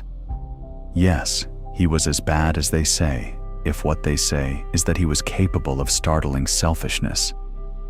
He placed his own dynastic fear, sexual desire, vanity, and need for certainty so close to the center of national life that millions lived with the consequences. He could not accept frustration without seeking to remake the structures around him. He set aside a wife of dignity and long devotion when she no longer served his need for a son. He destroyed Anne Boleyn, the woman for whom he had once risked so much, when she became politically or emotionally inconvenient. He permitted no secure distance between personal disappointment and public consequence. Yes, he was as bad as they say, if what they say is that he made intimacy dangerous. To be loved by Henry could become fatal. To advise him could become fatal. To disagree with him in conscience could become fatal. The people nearest him often had the most to fear, because nearness created the illusion of safety while exposing them to the full force of his moods and revisions. He was not merely terrible from afar. He was terrible at close range. Yes, he was as bad as they say if what they say is that he was ruthless with institutions as well as individuals. The break with Rome was not only a theological disagreement, it was a transfer of sacred authority driven in large part by the king's refusal to accept denial. The dissolution of the monasteries remade the religious and economic landscape of England on a scale impossible to call small or accidental. Ancient houses fell, shrines were stripped, local worlds were altered, wealth moved, memory was interrupted. It was one thing for Henry to reorder his domestic life. It was another to convert domestic crisis into a revolution in church and land. Yes, he was as bad as they say if what they say is that he demanded more than obedience. He wanted assent. He wanted recognition. He wanted the kingdom not merely to comply with his decisions, but to validate them as rightful. Men like Thomas More and John Fisher did not threaten him with armies. They threatened him by refusing inwardly to follow where he had commanded outwardly. For that, they died.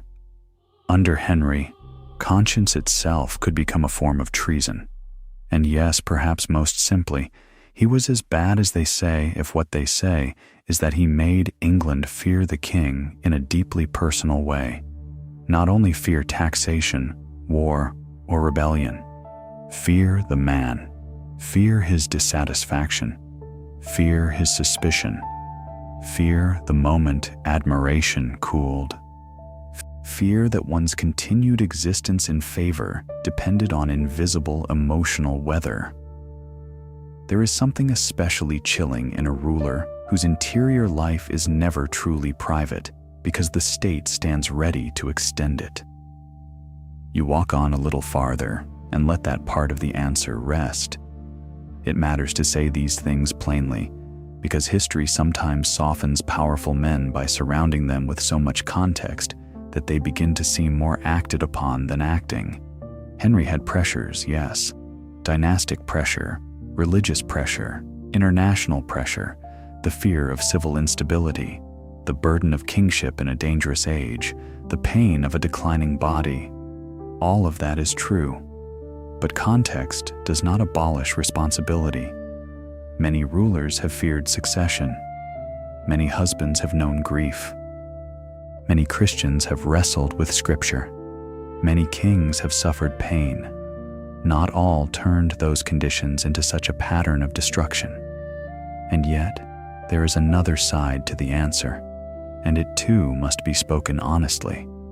No, he was not as bad as they say, if by that people mean the simplified cartoon that long outlived him. He was not merely a gross buffoon with a crown and appetite. He was not stupid. He was not politically negligible.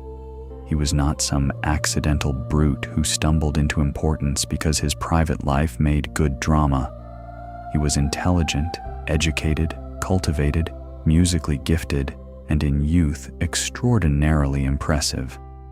He understood theology well enough to engage seriously with it. He grasped the language and spectacle of kingship with unusual instinct. He was capable of charm so real that those around him did not merely flatter him out of fear. Many genuinely admired him, nor was he uniquely violent by every standard of his age. Early modern Europe was full of rulers who punished brutally, fought dynastic wars, suppressed dissent, and used execution as an ordinary extension of politics. To say this is not to excuse Henry, but to restore proportion. He did not invent the cruelty of monarchy. He inherited a world in which bodily punishment, judicial killing, religious persecution, and the destruction of political enemies were expected tools of rule. Some of what shocks modern memory about Henry would have seemed less singular to contemporaries accustomed to harder forms of government. But Henry's age does not erase his distinctiveness. It clarifies it. What makes him stand out is not that he alone was ruthless. It is that his ruthlessness was so visible, so intimate, and so transformative. He did not only wage war at a distance or strike down rebels in the field. He reordered family, church, and kingdom in one reign, and he did so through decisions tied unmistakably to his own body, marriage, and sense of self. His personal life mattered politically in ways few rulers' personal lives ever have. He made the private public by force of position. That is why he lingers. You stop once more by the river and look out over the water. It is darker now than before, the moon veiled, the current hardly visible except where it catches a line of dim light and breaks it into trembling silver. In that faint gleam, you see something like the final truth about Henry. He was dangerously human. That may be the most unsettling answer of all. He was not a fairy tale monster born snarling. He was not all darkness from the first. He began with gifts people could recognize and love. He had energy, intelligence, education, athletic brilliance, confidence, devotion of a kind, delight in beauty, and real political skill. But in him, those gifts lived beside insecurity, vanity, wounded pride, sensual appetite, fear of failure, and a growing inability to endure contradiction. Give such a man nearly limitless power, teach him from youth that his will and the nation's welfare are closely aligned, then let his deepest fear attach itself to succession, religion, and masculinity, and you have the makings of a reign both dazzling and destructive. That is why Henry is more troubling than a simple villain. A simple villain allows comfortable distance. You can point and condemn, and then go to sleep untroubled. Henry does not permit that so easily. He was too able, too charming, too comprehensible in some of his motives. His pride looks human. His fear looks human. His longing to master uncertainty looks human. Even his self-justifications look human. What becomes monstrous is not the existence of those qualities, but the scale on which his power allowed them to act. Desire became doctrine. Pride became policy. Disappointment became punishment. Fear became law. That is Henry's true shape in history, not merely the king with 6 wives, not merely the glutton in fur, not merely the church breaker, but a ruler whose inner weather could alter the kingdom's climate. You begin walking again, and now the city feels as though it is withdrawing from you gently. The great places are all behind you, though each remains lit in memory. Westminster, bright with the promise of youth. The chapel, holding Catherine's long sorrow. Whitehall, whispering with Anne's dangerous ascent. The Tower, silent and severe. The vanished abbeys, still standing in imagination before ruin claimed them. Hampton Court, magnificent and shadowed by bodily decline. Together, they form not a single verdict, but a portrait assembled from rooms and roads. And perhaps that is the best way to remember him. Not as a joke, because jokes protect us from seriousness. Not as a monster only, because monsters are easier to exile from ourselves, but as a king who dazzled and damaged at once. A man who could inspire admiration and terror in the same life, sometimes in the same room. A sovereign whose brilliance did not prevent cruelty, and whose cruelty did not erase brilliance. A ruler who altered England so profoundly that even now, centuries later, people still circle back to the old question, as though it has not yet quite finished answering itself. Was he really as bad as they say? Yes. And no. Yes, because those near him suffered in ways no greatness can redeem. Because institutions were broken at the measure of his need. Because conscience became dangerous under his gaze. Because love, for him, could become lethal. Because his kingdom paid for his certainties. And no, because the ordinary telling is too shallow, too neat, too pleased with the rhyme of divorced, beheaded, died, too eager to turn a complicated reign into a grim little entertainment. Henry was worse than that kind of simplification because he was real enough to make his damage enduring.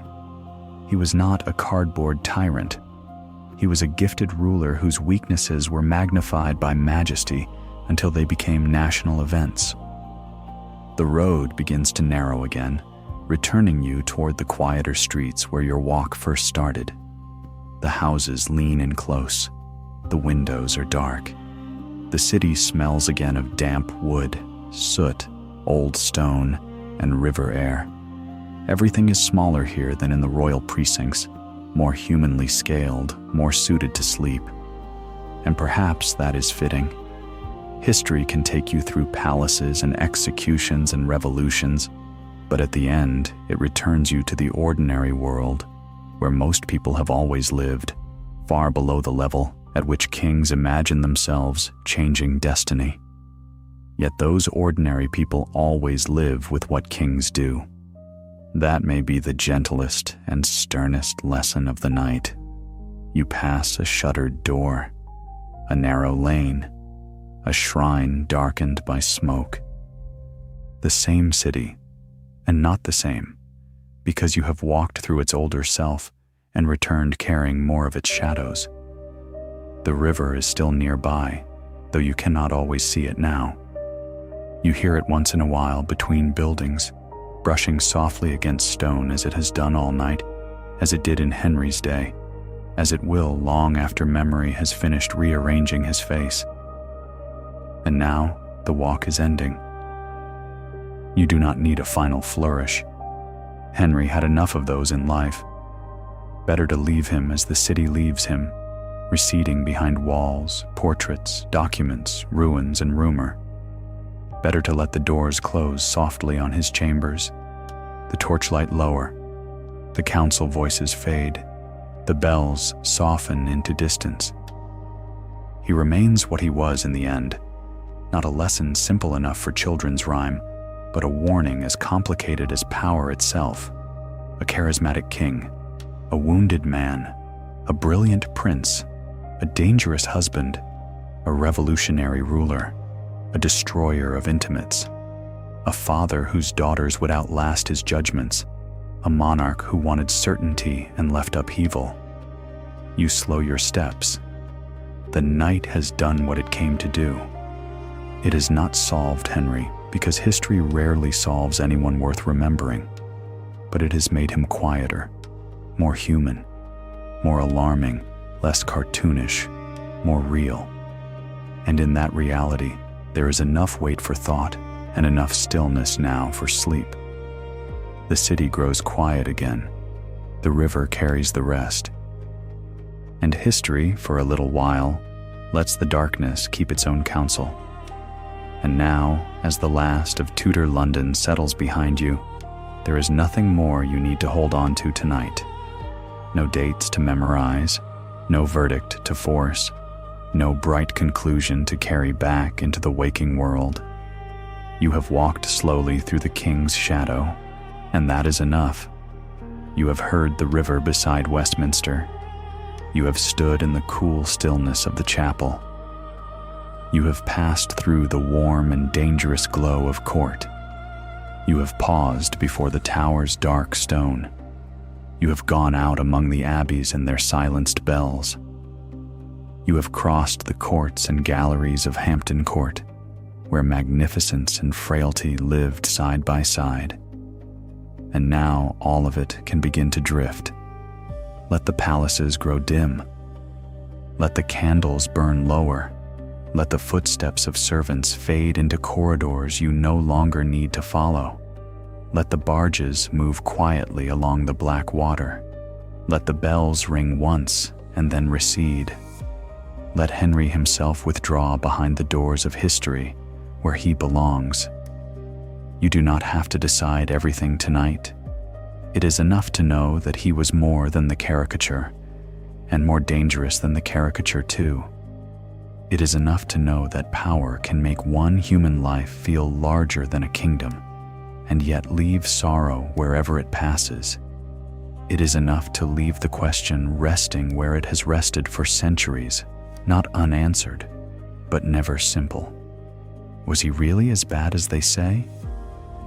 The night has given you its answer, and now the night asks only that you rest. So walk a little farther in silence, past the sleeping houses, past the darkened windows, past the old walls holding their cold, past the river breathing softly in the dark. The city is quieter now.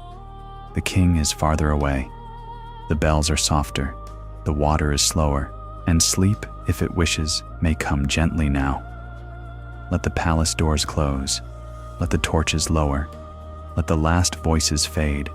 Let the river carry the rest, and let history grow quiet. And if you are still listening, still walking, still somewhere between the river and the darkened stones, then let the city fade a little more. Let Westminster become only a shadow against the sky. Let the tower become only a darker shape in the dark. Let Hampton Court fall silent behind its walls.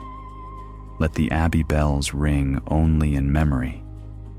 Let the king, with all his noise and wanting and grandeur, recede into distance. There were many before him. There were many after him. And even the loudest rain grows quiet in the end. The river remains. The night remains. The old air settles over the sleeping streets once more. No courtier is hurrying now. No messenger is knocking at the gate. No queen is waiting in candlelight. No clerk is bending over a document that will trouble the world by morning. All of it has passed into stillness. And you may pass into stillness too. So rest now. Let the history loosen. Let the names grow soft. Let the palaces dim. Let the water move on without effort. And let the last shadow of Henry VIII dissolve into the deep and gentle quiet of the night. And if you are still listening, still walking, still somewhere between the river and the darkened stones, then let the city fade a little more. Let Westminster become only a shadow against the sky. Let the tower become only a darker shape in the dark. Let Hampton Court fall silent behind its walls. Let the abbey bells ring only in memory. Let the king, with all his noise and wanting and grandeur, recede into distance. There were many before him. There were many after him. And even the loudest rain grows quiet in the end. The river remains. The night remains. The old air settles over the sleeping streets once more. No courtier is hurrying now. No messenger is knocking at the gate. No queen is waiting in candlelight. No clerk is bending over a document that will trouble the world by morning. All of it has passed into stillness, and you may pass into stillness too. So rest now. Let the history loosen. Let the names grow soft. Let the palaces dim. Let the water move on without effort. And let the last shadow of Henry VIII dissolve into the deep and gentle quiet of the night. And when morning comes, as it always does, it will come without asking history to explain itself any further. Light will find the river. Light will touch the stones. Light will move across the roofs and towers and old, forgotten roads. But for now, there is only darkness and the kindness of it. Only the slow breath of the city. Only the water moving past. Only the feeling of having walked far enough. So leave the questions where they have settled. Leave the crowns and quarrels. Leave the chapels and courts. Leave the great rooms and the narrow cells. Leave the bells to their distance. Leave the king to the silence that takes all kings in time. And rest. Rest while the river keeps watch. Rest while the streets lie still. Rest while the old world folds itself gently closed around you. And let sleep arrive as quietly as a boat slipping through black water under a moonlit sky.